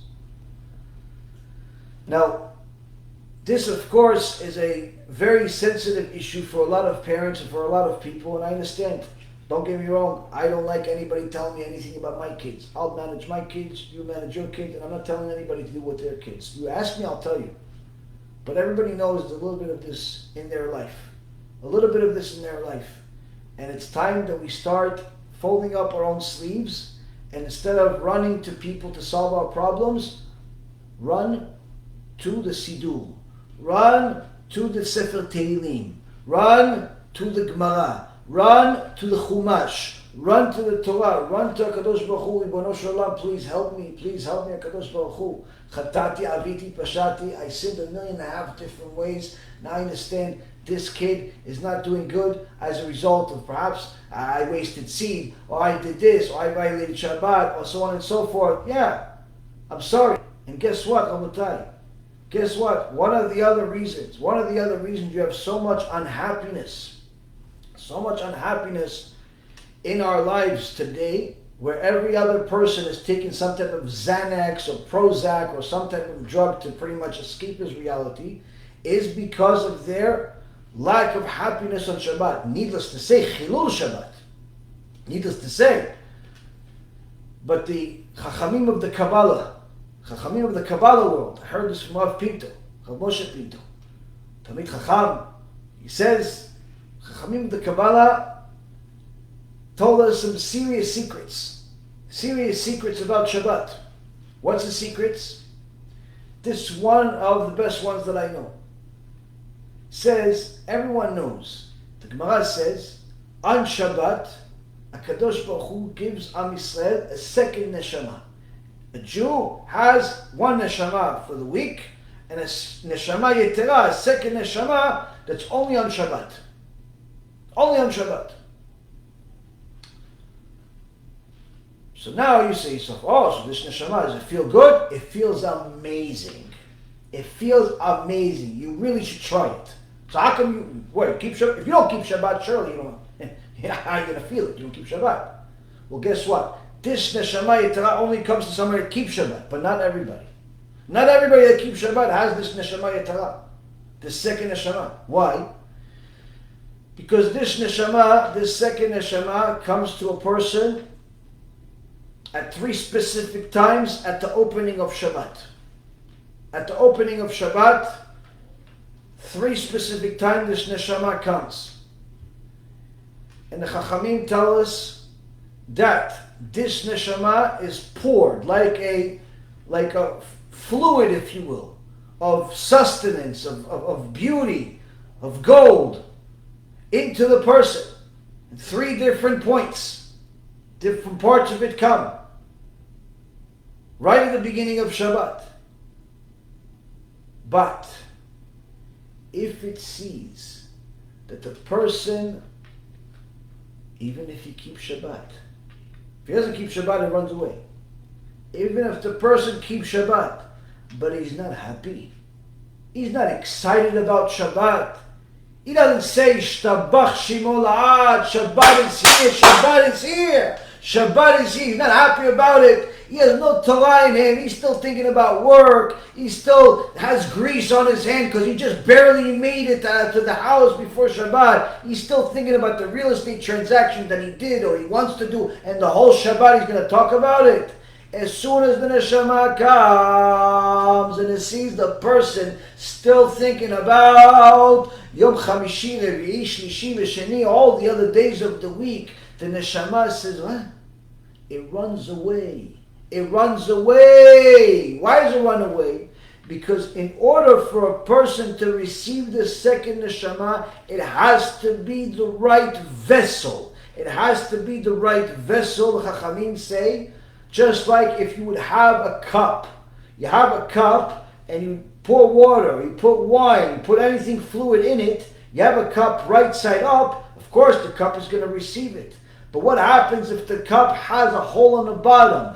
Or better yet, what happens if you have the cup upside down? So yes, the water is coming, the gold is coming, the wine is coming, everything is coming. But guess what? It pours all over the place. It's not going inside the cup. Why? It's not the right vessel. It has a hole in it. It's upside down. It's in the wrong place. He's in the wrong place. He's still thinking about real estate. She has a hole that she's thinking that she can do whatever she wants because she keeps Shabbat. So she can walk around immodest. All types of things that make a person not the right vessel. Why? They're thinking about something else. They're somewhere else. They're not about Shabbat.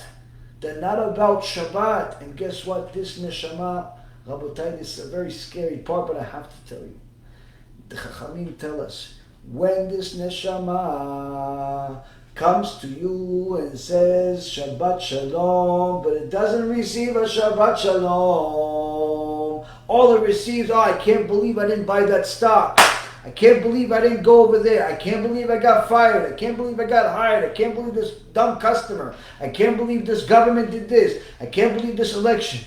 Neshama says Shabbat Shalom, you're talking to them about Donald Trump. The neshama goes somewhere else, but that somewhere else is not a good place. Where does the neshama go, the Chachamim say? Chachamim say the neshama starts going all over the world looking for a body. Looking for a body, but it doesn't have one. The neshama suffers the whole Shabbat. This person is not going to be happy that whole Shabbat. Happiness comes from that second neshama. This person is not going to be happy that whole Shabbat. And guess what? On Motzei Shabbat, they take that second neshama and they put it in Gehenom. That's what happens to the neshama. That's how much it suffers. That second neshama goes to Gehenom. Why? He didn't say Shabbat Shalom to me. He didn't say Shabbat Shalom to me.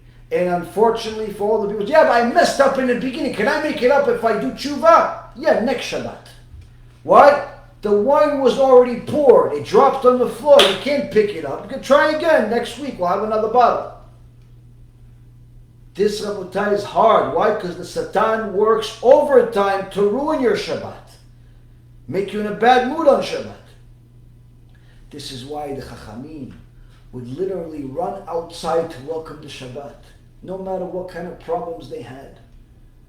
No matter what kind of problems they had. A lot of people tell me, yeah, listen, I keep Shabbat, but I don't know, I don't have a good time. I understand you. You know what? I went through that phase also. I went through a phase where every Shabbat I couldn't wait for Sunday. I didn't understand. There was a phase where I loved Shabbat, and Shabbat was the greatest day in the world, but there was like a phase where I didn't understand, like, I don't know what's going on. I keep Shabbat, everything is good, but I don't feel good every Shabbat. I have this, I have that. I don't know what's going on. I went through that phase. And guess what? That's the solution. That's the cure, but you're not going to find it at CVS. You're not going to find it on the television. You're not going to find it anywhere else. You're going to find it in the Torah Kedosha. Instead of crying to the rabbi that the Shabbat is not fun, you should cry to HaKadosh Baruch Hu, HaKadosh Baruch Hu, what am I doing wrong? What am I doing wrong? Well, this is what you're doing wrong. You're not welcoming the Shabbat. You're not welcoming the Queen Shabbat. And when you don't welcome her, she goes away and she goes to a bad place. Hence the reason the Chachamim say that this person now has his second neshama suffering in Gehenom the whole week. And what ends up happening, the whole week is Tisha B'Av. The whole week he's depressed, he doesn't know why. The whole week he's miserable, he doesn't know why. The whole week he says, you know what, maybe I should go to a psychiatrist. I'm depressed, I'm down. I don't understand why everything is going bad for me. Even when I make money, it's not good. When I lose money, it's not good. When I say hello, it's not good. When I say goodbye, it's not good. Everything is not good. Yes, of course it's not good. You needed that second neshama to become re-energized with simcha in your life so you could fulfill the mitzvot the whole week. What happens? You didn't have Shabbat show up. You showed up and Shabbat said, this is not Tisha B'Av, it's Shabbat. But you look like Tisha B'Av. Shabbat Neshama went and suffered the whole week because of you. Hence the reason of why everybody today is practically depressed. Practically depressed. Borderline suicidal in many places. Why?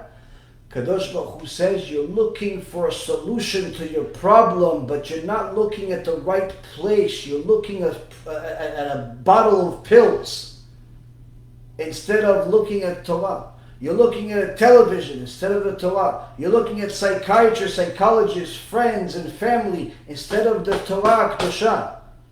Rashi says you want friends, get more books that have Kedusha in them. That's the friends you should have. When a person understands that our answers against all of our adversaries, whether it be the Edom that's around us in government and politics and nations and so on, or it be literally the Amalek inside us, the one that wants us to do all types of sin, the one that wants us to get depressed, the one that wants us to go off, the answers to all of them is the same exact thing of Wasserman says. It's our Torah Kedusha. It's our Torah Kedusha, Rabotai. Now what ends up happening is that when we look for solutions in the wrong places, we simply steer the wrong way. We steer the wrong way, and HaKadosh Baruch Hu tells us, you're using the little bit of Torah that you may know, but in the wrong way. And it ends up bringing us a lot of problems. Amar Rabbi Yochanan, Gemara Masechet Berakhot, page 7b, same Gemara, goes into another topic, the topic that we've been talking about the whole night. Amar Rabbi Yochanan, Mishum Rabbi Shimon bar Yochai, Mutar להתגרות ברשעים בעולם הזה. It's permissible to contend with the wicked people in this world. Wait a minute. Didn't we just say for the last hour and a half you're not allowed to go against the Reshaim? Didn't we just say you're not allowed to go against the Reshaim? So why is Rabbi Shimon saying something different? Let's see. מותר להתגרות ברשעים בעולם הזה. You're permissible to contend with the wicked. As it stated, עוזבי תורה יעללו. רשע ושמרי תורה יתגרו בה. as it's stated in the verse, says, those who forsake the Torah praise the wicked, and those who adhere to Torah contend with them. So here we see that he brings us Proverbs 28:4, where he says that if you're going to go and there's people that are against the Torah, people that distort the Torah, you have to fight them. You have to fight them. Those that forsake the Torah are praising wicked people. They tell people drive on Shabbat and so on and so forth. And those that adhere to the Torah fight those same exact people. So that's what he's saying. You fight against the Resha, contend with the Reshaim in this world is what he's talking about. And it continues. Rabbi Dostai, the son of Rabbi Basun, said, Mutar litgaot b'reshaim ba'olam hazeh. It's permissible to contend with the wicked in this world. And it's stated, Ozvei Torah Yalkut, same exact verse. And if someone should whisper to you, what if somebody says, no, don't do that. Somebody will whisper to you, but it's written in another verse. It's written in another verse in Psalms 37:1. Don't contend with the wicked. Don't be zealous against the evildoers. Somebody's saying, don't contend with the wicked. Is a verse that's opposite of what Proverbs said. Proverbs says, contend with the wicked. The evildoers against the Torah. And the Psalms, his father, David the Melech, says, no, don't contend against the wicked. Don't be zealous against the evildoers. So if somebody whispers to you, says, don't go against it. It's not for you. I have a verse for you. The Gemara says, reply to such a person, that only one who is conscious smites him, explains the verse in this way. Only somebody that's a Rasha himself, that's afraid that if he goes against the Rashaim, that Hashem is going to punish him for it, only somebody like that is going to translate that verse that way. Only somebody like that is going to translate that verse that way. Why? Because the correct interpretation, the Gemara says, it says, don't compete with the wicked. Not don't contend with them, don't compete with them. Don't attempt to be like the wicked is what it's trying to say. Don't be envious of the evildoers is what it's trying to say. Don't desire to be like the Reshaim is what it says. Because the scripture says in the Proverbs 23:17, let not your heart envy the sinners, only those with fear of Hashem all day long. Where it says, don't translate this particular verse and distort it in such a way and say, no, it says over here, don't contend with the wicked. It says, don't compete with them, don't contend with them, don't be jealous of them. Don't try to go into the same business as this bad guy and think, oh, no, he's a bad guy, he's doing it, so I'm going to do it and I'm going to do better than him. No, don't do that. Don't do that. Don't do that. Go to a kosher business, do the right thing, forget about what he's doing. Don't be jealous of him, don't be jealous of his life, none of that stuff. Better yet, the Gemara continues. If you see a wicked person who is enjoying good fortune, same Gemara that Rav Wasserman brought us. If you see a wicked person with a good fortune, he's enjoying it, don't contend with him. Because his ways are always successful. There's a time in the world that HaKadosh Baruch Hu instilled, the Gemara says. The time in the world that HaKadosh Baruch Hu allows the wicked people to succeed. So now we have a conflict. On one hand, you just told me, go contend against the wicked people. Go contend against the wicked people. Don't be jealous of them. Don't compete with them. But go fight against them. On the other hand, you just told me the same exact Gemara. You told me, no. If you see that he's winning, run away. So Gemara says, hold on, this is a complication. This is contradictory. So no, there's no contradictory here. There's no contradictory here. No difficulty whatsoever. No kashya. Why? The statement of Rabbi Yitzchak forbids antagonizing the wicked, speaks in reference to one's personal affairs. Whereas the Bereta here is permitting one to go fight against the wicked, is speaking in regards to heavenly affairs, meaning to defend the Torah and mitzvot. So if you see the wicked person winning in personal affairs, you see that he won an election, you see that he's causing trouble, you see anti-Semitism, all that stuff, don't fight it. Go and hide in the Torah. Go open a Sefer and put your nose in it and simply breathe every letter that's in it. That's all you need in your life. You see the wicked Edom winning, don't bother with them. Go back to the Torah.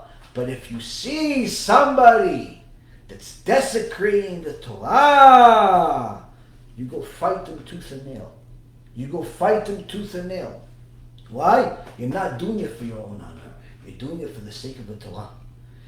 You see, Rabotai, this was one of the greatest differences between people that observe the Torah versus people that don't. Because it's knowing when to fight. It's knowing when to fight that is the key here. At the time before the Holocaust, Zionists caused a lot of trouble for Am Yisrael that until this day many people don't know because they still admire them. There's a Sefer that I mentioned to you before, Sefer Minatan Lemeshisa. This Sefer Minatan Lemeshisa is literally an explosion, but it was already written many years ago, and many people don't even know it exists. This Sefer has one proof after another that our contention against the wicked by other forces and not by the Torah caused the Holocaust. HaKadosh Baruch Hu told us when Esau is causing trouble, run away from him, go to the Torah. When you try to fight him, you're going to cause more trouble. You're going to cause more trouble. And what ended up happening, the Sefer says, in page 39, Herzl Imach Shimon, Theodore Herzl, highlighted all over Israel and different parts of the world as the leader of the Zionist people, one of the most wicked people that ever lived, hated Jews to an extent worse than Hitler, but said at the same sentence that he loved the Jews, as long as they listened to him. He writes in his own journal, if he loves the Jews and that's why he wants to have a country, but if they don't listen to him, he'll kill every single one of them. And in the Sefer, page 39, Herzl promises to hand over Rothschild to the Goyim to kill him if he doesn't support him financially. Rothschild was a religious Jew, a good Jew, a Jew that had Yirat Shamayim. Unfortunately, many of his descendants don't have it and have left the Torah world, B'ezrat Hashem, all do TeShuva. But he himself was a Yirat Shamayim Jew, supporter of Torah, met the Chafetz Chaim, met a lot of the Chachamim, supported Torah in a big way. Herzl Imach Shimon says, if this Rothschild doesn't support me financially, I'm going to hand him over to Goyim. I'm going to hand him over to the enemy. So they kill him, torture him. His friend, Herzl's friend, Max Nardal, Imach Shimon, says he prefers the blessing that Esau got, not Yaakov. He says, what blessing did Yaakov get? What, to have this Torah, have this mitzvot, have all this stuff? Who needs it? Let me get the power. Let me get the power to run the show like Esau. I want that blessing. Anti-Semitic Jew. Anti-Semitic Jew. Hates the Torah. Another Zionist. Third one, Nachum Goldman. Imach Shimon. He says that if the Jews do not support him, he considers them no different than the Nazis. Quoted. Jews that don't support his cause to get Eretz Yisrael, to get the Zionists to run the show over there and so on, he says he considers them no different than Nazis. The irony of the whole thing is that after the Nazis killed 6 million of us, 6 million of us, you would think that things would calm down, you think the world would make more sense, but it's the opposite. Why? These Reshaim, these three and a few others that I mentioned, Kletskin as well, this whole group of Reshaim Zionists, before the Holocaust, they would literally write articles in anti-Semitic newspapers, telling the Goyim, telling the Nazis, telling all types of other anti-Semitic people that the Jewish people are bad people. They are traitors. They are bad. They are this, they are that. Literally putting the fire much higher. To the extent where this author says Hansen, Naldau, Goldman, Kletskin, they brought the Holocaust. They brought the Holocaust. Why? Because anti-Semitism was around, but the fuel that they added to the fire made the Nazis hate us much more. Made the Nazis hate us much more. And you know what the worst part of it is? Where this guy says that he considers Jews as Nazis. You know what the worst part is? The worst part is after the Holocaust, after they murdered 6 million of us, these same Zionists that called us Nazis, this Nachum Goldman was put in a position where he was in charge of distributing money to the Holocaust survivors that was being given from the German as a punishment. I mean, if this was like a joke, it wouldn't be funny. If it was a joke, it wouldn't be funny. But unfortunately, it's the unfortunate truth. When Ben Gurion, Shem V'Shaim Irkav, met with the Chazon Ish, he says to the Chazon Ish in such a arrogant way, if the Goyim come over here and they want to fight, they want to go to war, what are you religious people going to do? You're going to fight them with your shtendels? What are you going to do? Chazon Ish answers him. He says, listen, the Goyim will never come fight us religious people. But now that you're here, because of all your sins, you now have to go build an army. It's because of your sins, not because of us. If Am Yisrael was going to the Torah for its solutions, for its prayer, for its answers, there wouldn't be any war. Why? HaKadosh Baruch Hu simply let Esau stay away from us because of fear. Just like Esau stayed away from Yaakov for 20 years. Didn't go to Laban's house.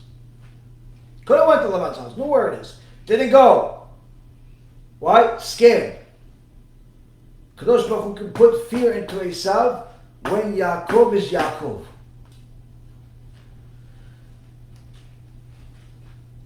But unfortunately, there are times when we don't go to the answers of the Torah. And that's why the Zionists did what they did, which led to a lot of death in the Jewish world. It's a very famous event that happened in 1944 called the Warsaw Uprising, where the Polish underground resistance, Jewish people, decided they've had it with the control of the Nazis and they wanted to fight back. This was perhaps the most famous and biggest fight that happened between the Jews and the Nazis for us to try to fight for ourselves. We didn't go to the Torah, we went to what we could. And it was a tragic event, but a lot of the big things that followed showed a lot of colors of who's who and who's on our side and who's not. This battle, this uprising in the ghetto of Warsaw lasted 9 weeks. 9 weeks war between the prisoners, us, against the Nazis. What were the results? Somewhere in the neighborhood of 16,000 dead Jewish people, in comparison to 3,000 to 15,000 dead Nazis. No one really knows the true number. Meaning, at best case scenario, even, but in reality, 150,000, 160,000 Jews were murdered throughout the process, through the gas chambers and all the other disasters and so on. Anyway, this brought a lot of attention to the war, a lot more than wasn't there beforehand. And now we were screaming for help from the Americans because this became a big thing. We were screaming for help from the English, we were screaming for help from anybody. And initially the Americans were refusing to go into it. Which was a disaster and a half, because HaKadosh Baruch Hu simply told them, no, and wanted the disaster to last a little longer, and he did not allow them to have soft hearts and to go join the war that they had to go to already years before that. He allowed this disaster to continue as a show of public rebuke. A person, a Jewish person, a secular Jewish person that I believe lived in England at the time, was of Polish descent, by the name of Shmuel Ziegelbaum, committed suicide, saying in his letter that it's because the U.S. did not want to help the Jewish people. Now, surely if Shmuel Ziegelbaum would have learned weekly Parashat, would have learned some basic halachot, knowing that he's not allowed to commit suicide, knowing that HaKadosh Baruch Hu is the only one that runs the world, knowing some basics of what's the reason behind the war and everything that's happening, surely he would have not resorted to such a desperate plea, which again, we're not judging him, we're not in his shoes, but needless to say, he did not need to commit suicide, especially since he wasn't in the ghetto in the first place. He just felt the pain of other Jews. But that's one of the things that people do when they get desperate, when they get anxious, when they get to a point of desperation. They do whatever makes sense in their heart, not in their brain. Even if that means killing themselves, thinking that somehow that's going to make things better. The Chachamim at the time had a very big debate of whether the Holocaust that was happening, killing millions of Jews, was like Purim or like Hanukkah. Meaning, the Chachamim were debating whether this Hitler, Yimach Shimo, was trying to be like Haman, which is simply wanted to just kill all Jews, religious, not religious, doesn't make a difference, or he was more like the Greeks of Hanukkah that were not really particularly interested in killing Jews, more interested in killing Judaism. What's the difference? What is it? Why does this matter in the Torah world during such a crisis? I mean, don't you have something better to do? No, this is the most important. This is the most important. Why is this the most important for Chachamim? Because they're looking for the Torah. Chachamim are going for the Torah. See what's the answer. What do we do now? We're in ghetto right now. These Nazis are killing us. These Nazis are torturing us. What do we do? How do we defend ourselves? This is how a Torah mind works. The Hasid Migul, Rav Menachem Zamba, which was one of the Gaonim of the generation, debates this whole machloket, saying whether the Nazis were really a Haman that's trying to kill Jews, or he's like Amalek that's trying to kill Judaism. And he said, Alakha is that they said he's like Haman, not like Amalek. Even though a lot of people say, yeah, Hitler is Amalek, probably Zera Amalek. But the point is, Alakha at the time, no, he's not. It's not Amalek. It's not like Chanukah. Why? What's the difference? Because they had to decide. They had to decide this particular issue in regards to how we defend ourselves. Because if this Hitler is simply trying to kill Jews and is killing Jews like Haman wanted, then it's simply considered a disaster, it's considered a tragedy, but it's not considered Sha'at Ashmad.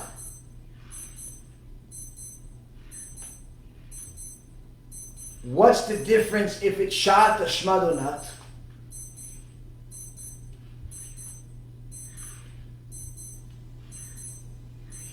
If it's Sha'at Ashmad, that means that it's like Chanukah.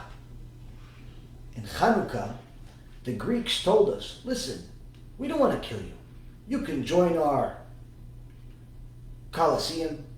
You can join our Congress. You could join our CNN. You could join our atheism. You could join our heresy. You could join that. Just don't go back to shul. Just don't learn Torah. Don't watch Rabbi Reuven. Don't do any of that stuff. You can join us. We don't want to kill you. The Rabbanim said, if they're trying to destroy Judaism, that's considered Sha'at Ashmad. And the difference is, if they're just trying to kill us, then the Torah Kedosha tells us, hide from them, go to the Torah, do TeShuva, and wait for the salvation.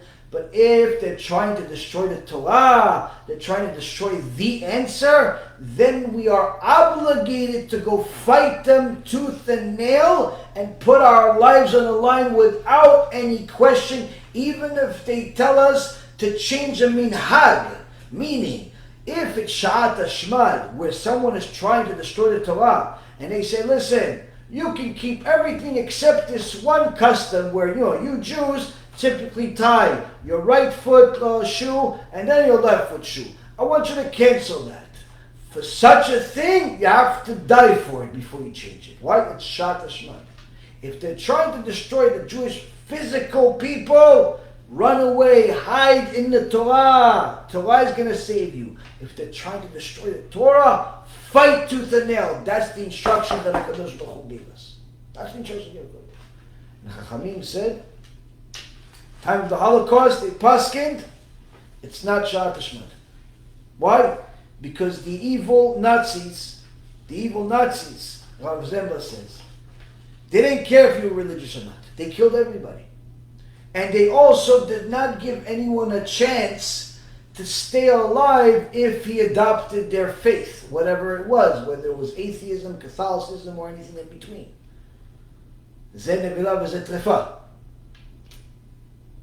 The point is, the Nazis were not looking to destroy Judaism. They were looking to destroy the Jewish people, which are two different things. Two different things. If they're trying to destroy the body, we know how to defend it. Torah tells us, defend it by running to the Torah, hiding from them, go away from them. But if they're trying to destroy the Holy Torah, you now have permission and obligation from the Torah to go fight them tooth and nail, and HaKadosh Baruch Hu will help you. HaKadosh Baruch Hu will help you.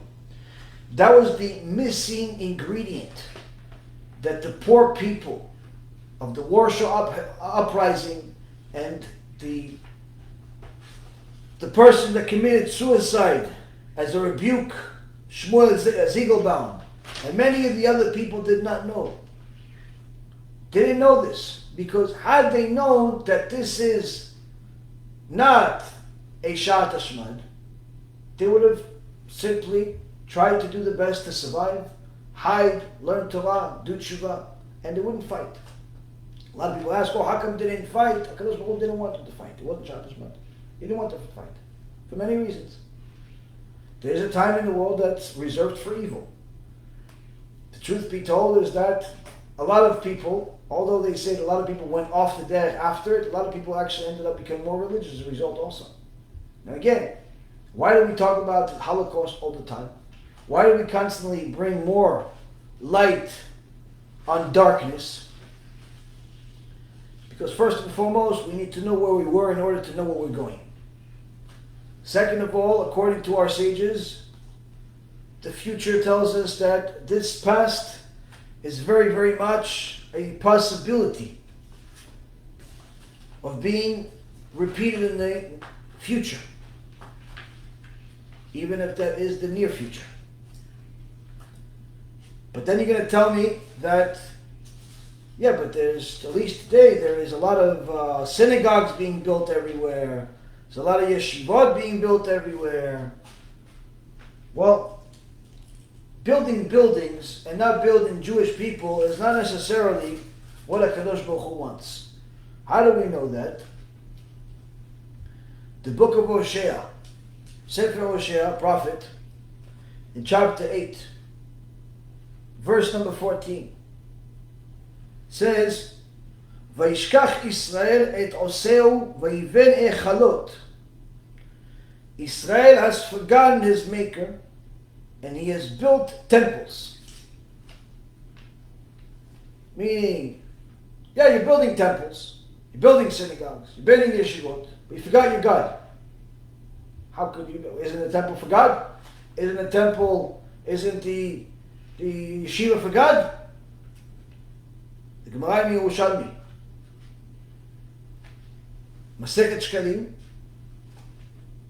section 5, Halakha number 4,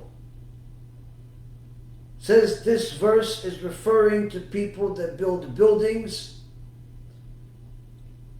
but do not support the Torah itself. Meaning, yeah, they're building another building, another Bet Knesset, they're building another yeshiva, but it's not really for the sake of the Torah. It's for the sake of their own reputation, it's for the sake of making some money, it's for the sake of doing all types of things. Why? Because if they have enough money for a building, before they buy the building, before they invest into the building, they have to make sure that all of the avrechim in their town and their vicinity, in their reach, are doing well. They're doing good. Why? Because they are the ones that are bringing life to the world. All of these people learning Torah. Now, of course, if people are not learning Torah, then there's a serious problem here. There's a very serious problem. Why are they not learning Torah? Oh, they're not even keeping Shabbat either. Wait a minute. So you're building more buildings for your honor, for your money, for your this, and there's 80% of the people are not even keeping Shabbat? What do you need another Beit Knesset if there's no minyan? You have countless places building 10, 20, $30 million buildings, but there's no minyan. Nobody comes praise there. The Gemara says, these are the people, the Torah says, this is not a mitzvah. They're not building a Beit Knesset or yeshiva for mitzvah. They're just doing it for their honor. They're building temples, but they forgot their makers. Don't think just because there's a lot of buildings, there's building campaigns every other day, that's the solution. It's not necessarily the solution. Why? Because it's the Torah Kedusha that's important. It's the Torah Kedusha that's important. Do we have Torah? You could say, yeah, but if we build it, they will come. You know what? That's not necessarily true. Why? Because there's a bunch of places that were already built and no one's coming anyway. No one's coming anyway. Somebody that I know, not that far from here, tells me, listen, because it's over here, he's been here for 20 years. I said, okay, what's the problem? He goes, well, he's selling this piece of land, he just bought a bigger one, he's building a monstrosity of a building, $10, $15 million. I said, oh, Baruch Hashem, good for him. So he's got a big kila? He says, no big kila. He's got no minyan. He says, I go there once in a while to see, there's never 10 people in the whole place. So I said, why is he building all the things? I have no idea. He says, I don't know. The same exact story in other neighborhoods. Bunch of places. You see huge buildings. They call them a yeshiva, they call them bet Chabad, they call them a bet this, a bet that, all types of bet. No, nothing going on. Nothing going on. What are the buildings for? It's not for HaShem. Not for HaShem. Not picking on Chabad here, this is happening all over the place. There's one particular organization, led by a very, very well-known rabbi, says, we have a building fund. We have a building fund, we need to raise, $5, $10 million for this building fund. What's the name of the building fund? Make yourself a name. Now this may not sound out to people that didn't read the Torah a few times. Why? Because this, make yourself a name, was the motto of the generation of the Tower of Babel. The ones that wanted to build a tower to destroy God. Stupid people. They wanted to make themselves a name by building a tower. Today you have yeshiva campaigns and synagogue campaigns called Make Yourself a Name, because we're so far away from the truth. Furthermore, there's a very huge chacham, the TeShuva. The TeShuva, in Sefer HaTashbetz, by Rabbi Shimon bar Tzemach,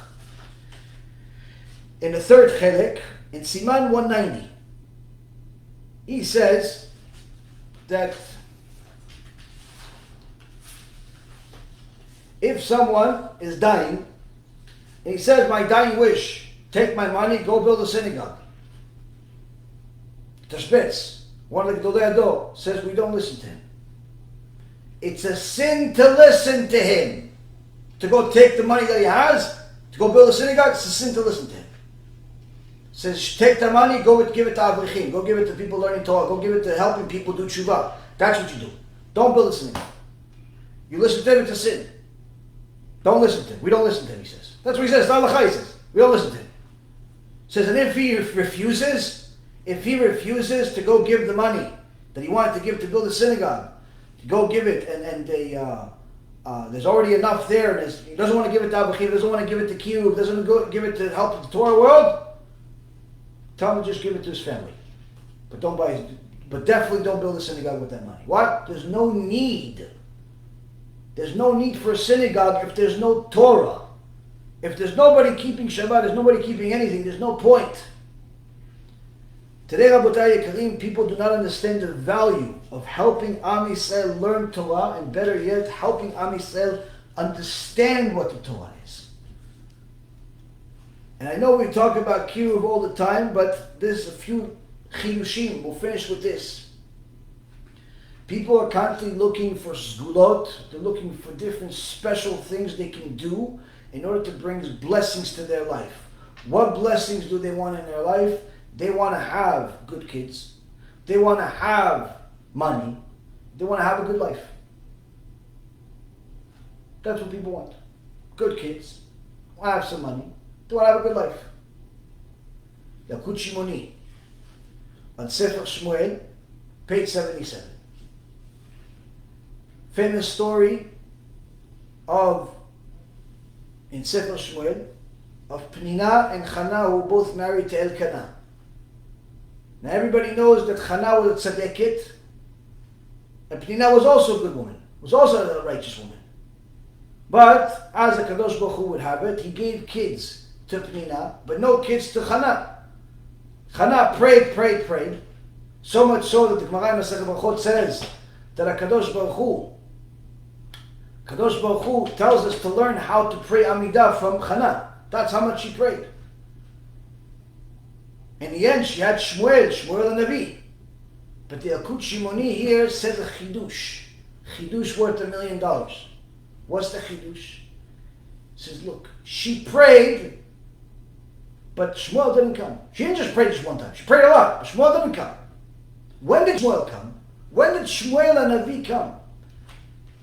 Yalkut Shimoni says, look, Elkanah, Tzaddik. Elkanah wasn't a big Talmid Chacham. But he said, you know what? Let's go to Bet Shiloh. Let's go to Bet Shiloh, which was in essence the Bet Mikdash of the day for a few hundred years before the official Bet Mikdash. Let's go to Bet Shiloh. Over there's Rabbanim. We can learn Torah. We learn some Musar. Pray to HaKadosh Baruch Hu. There's Kedusha over there. Let's go. He brings 5 families over there. The next regular, the next holiday, he says, you know what? Had a good time. Let's go again. Let's bring some more people this time. He brings 10 families.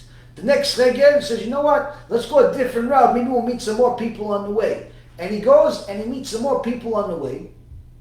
He says, we're going to Bet Shiloh. Why don't you come with us? Oh, we're working. You're always working. You're always working. Let's go over there. There's good Rabbanim. There's good lectures. Good praying to HaKadosh Baruch Hu. There's that. Convince another 20 families, 30 families. And every regel he would go in a different route to the extent where after a while, he literally brought all of Am Yisrael to Bet Shiloh to pray to HaKadosh Baruch Hu, to listen to Shurei Torah. Got them all to do TeShuva. At that moment, HaKadosh Baruch Hu came to Elkanah and says, Elkanah, you brought my people to my house. You brought my people back to me, to my Torah.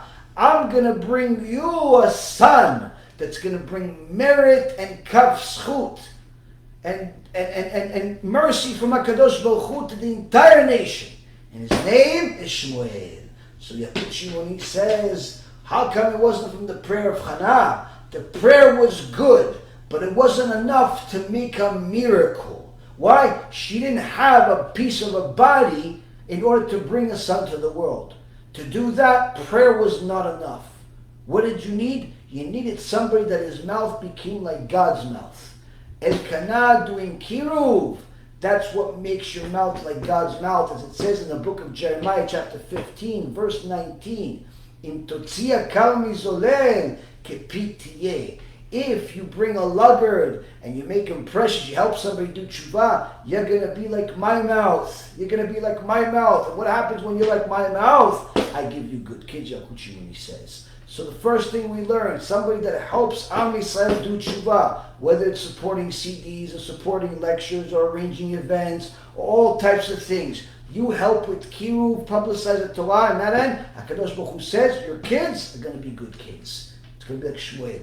Second, Rav Zvichi, Rav Pinchas Zvichi, one of the most amazing people I met in my life in Halanof.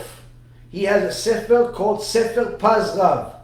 Sefer Pazrav in Parashat Zot HaBracha. He says, based on the verse, Yeru mishpatecha leYaakov v'toratecha leYisrael, he says, one who brings people to do tshuva is viewed in Shamayim like the Ktoret, the incense offering that brings HaShem nachat. And from there we learn in the Gemara Masechet Yomad, page 26a, if you bring people to do tshuva, Kadosh Baruch Hu views you as a Ktoret. And the Gemara Masechet Yomad, page 26a says that the Kohen Gadol would only give a Kohen, another one of the people, to do the Ktoret one time. He would never give it to the same person more than once. Why? Whoever got to do the Ktoret, the incense offering, became rich. So you don't need to win the lotto twice. So from there, Rav Zvichi says we learn in the name of the Arizal. In the Arizal, he quotes Sha'ar HaKavanot. Sha'ar HaKavanot in Derush Tfilot HaShachar in page 89. Rav Zvichi brings the Arizal and he says from there we learn someone that helps Am Yisrael do tshuva is like the Ktoret, and the Ktoret makes you rich. Rizal says, you do kiruv, HaKadosh Baruch Hu is going to make you rich. Now you don't have to be a public speaker to do kiruv. You can do kiruv with money. You can do kiruv with time. You can do kiruv in a million different ways. You donate money, you donate time, you donate skills. HaKadosh Baruch Hu says, I promise you that you're a Ktoret. You help people do tshuva on a regular basis, I'll make you rich. Doesn't say tomorrow, next week, or next month. But for sure it's going to happen. Why? You're the Ktoret. You care about Am Yisrael to do tshuva. So we already have good kids. We have the Ktoret. We have wealth. Then we see that HaKadosh Baruch Hu says to Yitzchak. He says to Yitzchak, Al tired Mitzrayma. Don't go down to Egypt. Don't go down to Egypt. Why? Because you'll be rewarded because you are the son of Avraham. And Avraham brought people to my Torah. So the Sforno from almost 1,000 years ago, brings a question. Wait a minute. Yitzchak Avinu, he was that almost slaughtered by his father Abraham. Sure, Abraham was Kodesh Kodeshim, but I mean, Yitzchak is not so bad after all. I mean, he's the one that was willing to die. So why did HaKadosh Baruch Hu say, don't go to Egypt, because you'll be rewarded because of your own merits, not because of your father. Right? So the Sforno brings a chidush. Sforno says, because although Yitzchak Avinu was Kodesh Kodeshim, although Yitzchak Avinu was unbelievable, he was amazing, he was learning Torah every day, day and night, but he wasn't like Avraham Avinu at that time. Why? Because Yitzchak at this moment was learning Torah on his own. Avraham, HaKadosh Baruch Hu says, Avraham brought people to the Torah. Avraham did kiruv. And because Avraham did kiruv, I make special miracles for him. And because he has so many extra miracles, I'm going to give you some also. And the Sforno says, after this incident, and we see what happened with Abimelech and Yitzchak, we see that Yitzchak says, it says about Yitzchak opened a place in the name of HaShem. Meaning, he started teaching the masses, he started teaching other people, he started doing kiruv like his father, Avraham Avinu, and that's when he became Yitzchak Avinu, the big deal of all big deals. But at that moment that he was supposed to go to Egypt and Hashem told him, don't go, he said, no, you don't have to go because your father has enough merit and I'll give him miracles. Not your own merit. You don't have enough merit. You're good, but you don't have enough merits to make miracles. What kind of miracles? Good life. Good life is a miracle. Trust me when I tell you, having a good life is a miracle. Everybody would like to have this miracle. Yitzchak was learning Torah. It's not enough to have a miracle. What's to have a miracle? He says, do kiruv. Do kiruv. So from here we have 3 different sources, and there's many, many others. When a person cares about Klal Yisrael to go help them do tshuva, by giving all types of efforts and resources for the sake of Am Yisrael learning tshuva, learning Torah, he puts himself in a situation where Hashem says, I'm going to give you good kids. He puts himself in a situation where Hashem says, I'm going to give you a lot of money. And he puts himself in a situation where Hashem says, I'm going to give you a good life. These are the things that our Torah tells us. Now surely, you can not listen to anything I just said for the last 2 hours and try your own solutions. But that's the problem. Many times people have tried to listen to their own solutions. They figure, no, you know what? Let me donate my $10,000 this year to the family zoo. Or let me donate my $5,000 to some pizza party, some Hanukkah party. Instead of helping Am Yisrael learn Torah and do tshuva and so on, let me just go do something that I like better. You can, and you might as well do it if that's what you want to do. But you're missing the answer from the Torah. You're missing the answer from the Torah.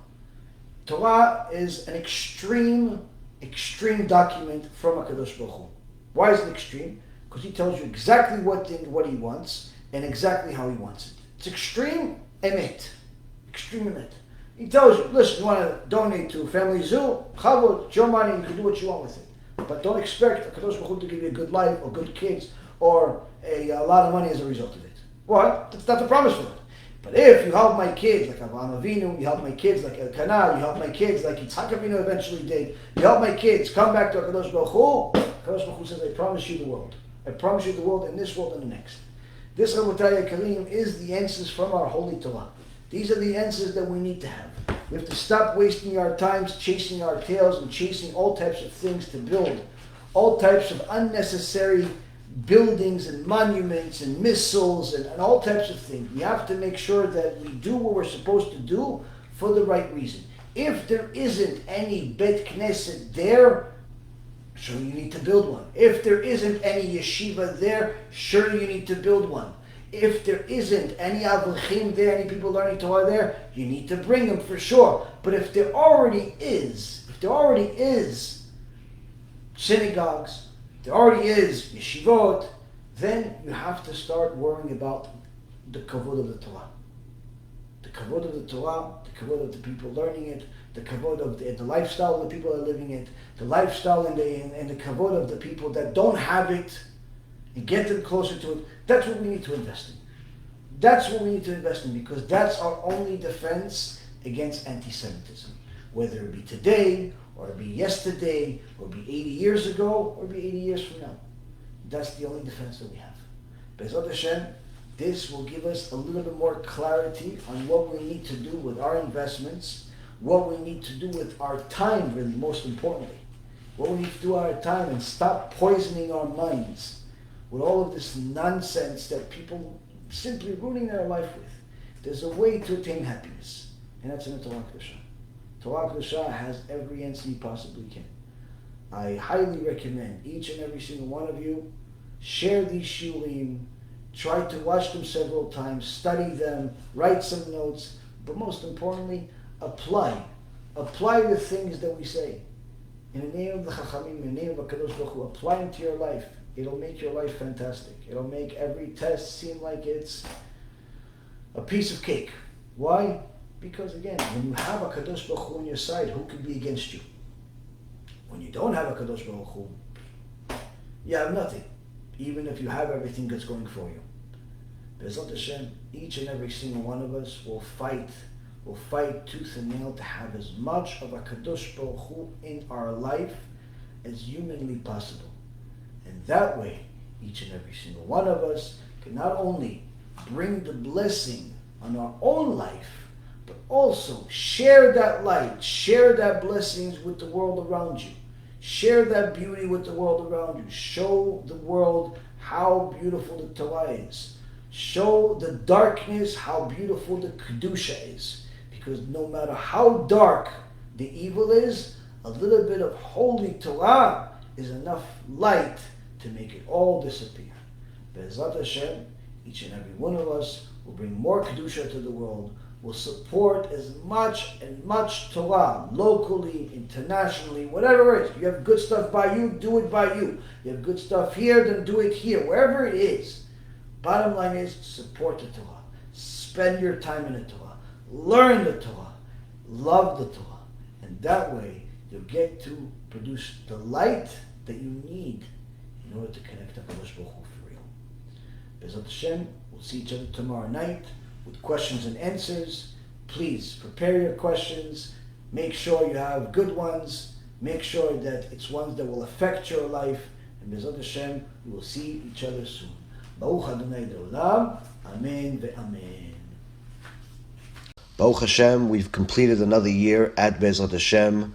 Rabbi Ephraim and I are very proud to announce some major milestones that we've achieved, Bezrat Hashem, and with your help, our dear partners. Over 60 million minutes of our Torah has been watched over the last year. That's 1 million hours of Torah to help people do TeShuva and get closer to Hashem. Over 300,000 CDs have been distributed around the world for free. We've also made over 1,000 lectures between the two of us, as well as also with Rav Chaim being added to the roster. Over 60,000 regular viewers are watching our Torah right now across the board. Over 200,000 answers regarding halacha, family, shlom bayit, different topics on a regular basis being given to people. Over 10,000 people have been helped, whether it's for food or different financial issues. 1,000 families of Torah scholars are being helped by Irgun Bezrat Hashem. We've published and distributed over 5,000 halachic books, kuntrases, newsletters, musar books around the world. We are also currently helping over 130 families complete their conversion to Orthodox Judaism. Our TV channel continues to grow, our YouTube channel, our Facebook pages, our WhatsApp pages, everything continues to grow, Baruch Hashem. Thanks to Hashem, and thanks to our dear partners. Bezrat Hashem, much more next year. B'Shem Hashem Na'aseh v'Natzliach, we're very excited to offer you the new Bezrat Hashem app 3.0. It's a newer, faster app, full of Torah, lots of Kedusha, by the shiurim that we do, myself, Rabbi Ephraim, Rav Chaim, where you'll have also newer features where you're able to use the app while you're using other applications on your phone. You'll be able to share the lectures directly from the app. You'll be able to donate online and support our Cube and our Torah work that we're doing. And the most exciting feature is that you'll be able to actually ask questions directly on the app and get answers from the rabbis directly from the app. This is something unprecedented, and Baruch Hashem will be able to offer it. Thank you again for all of your support.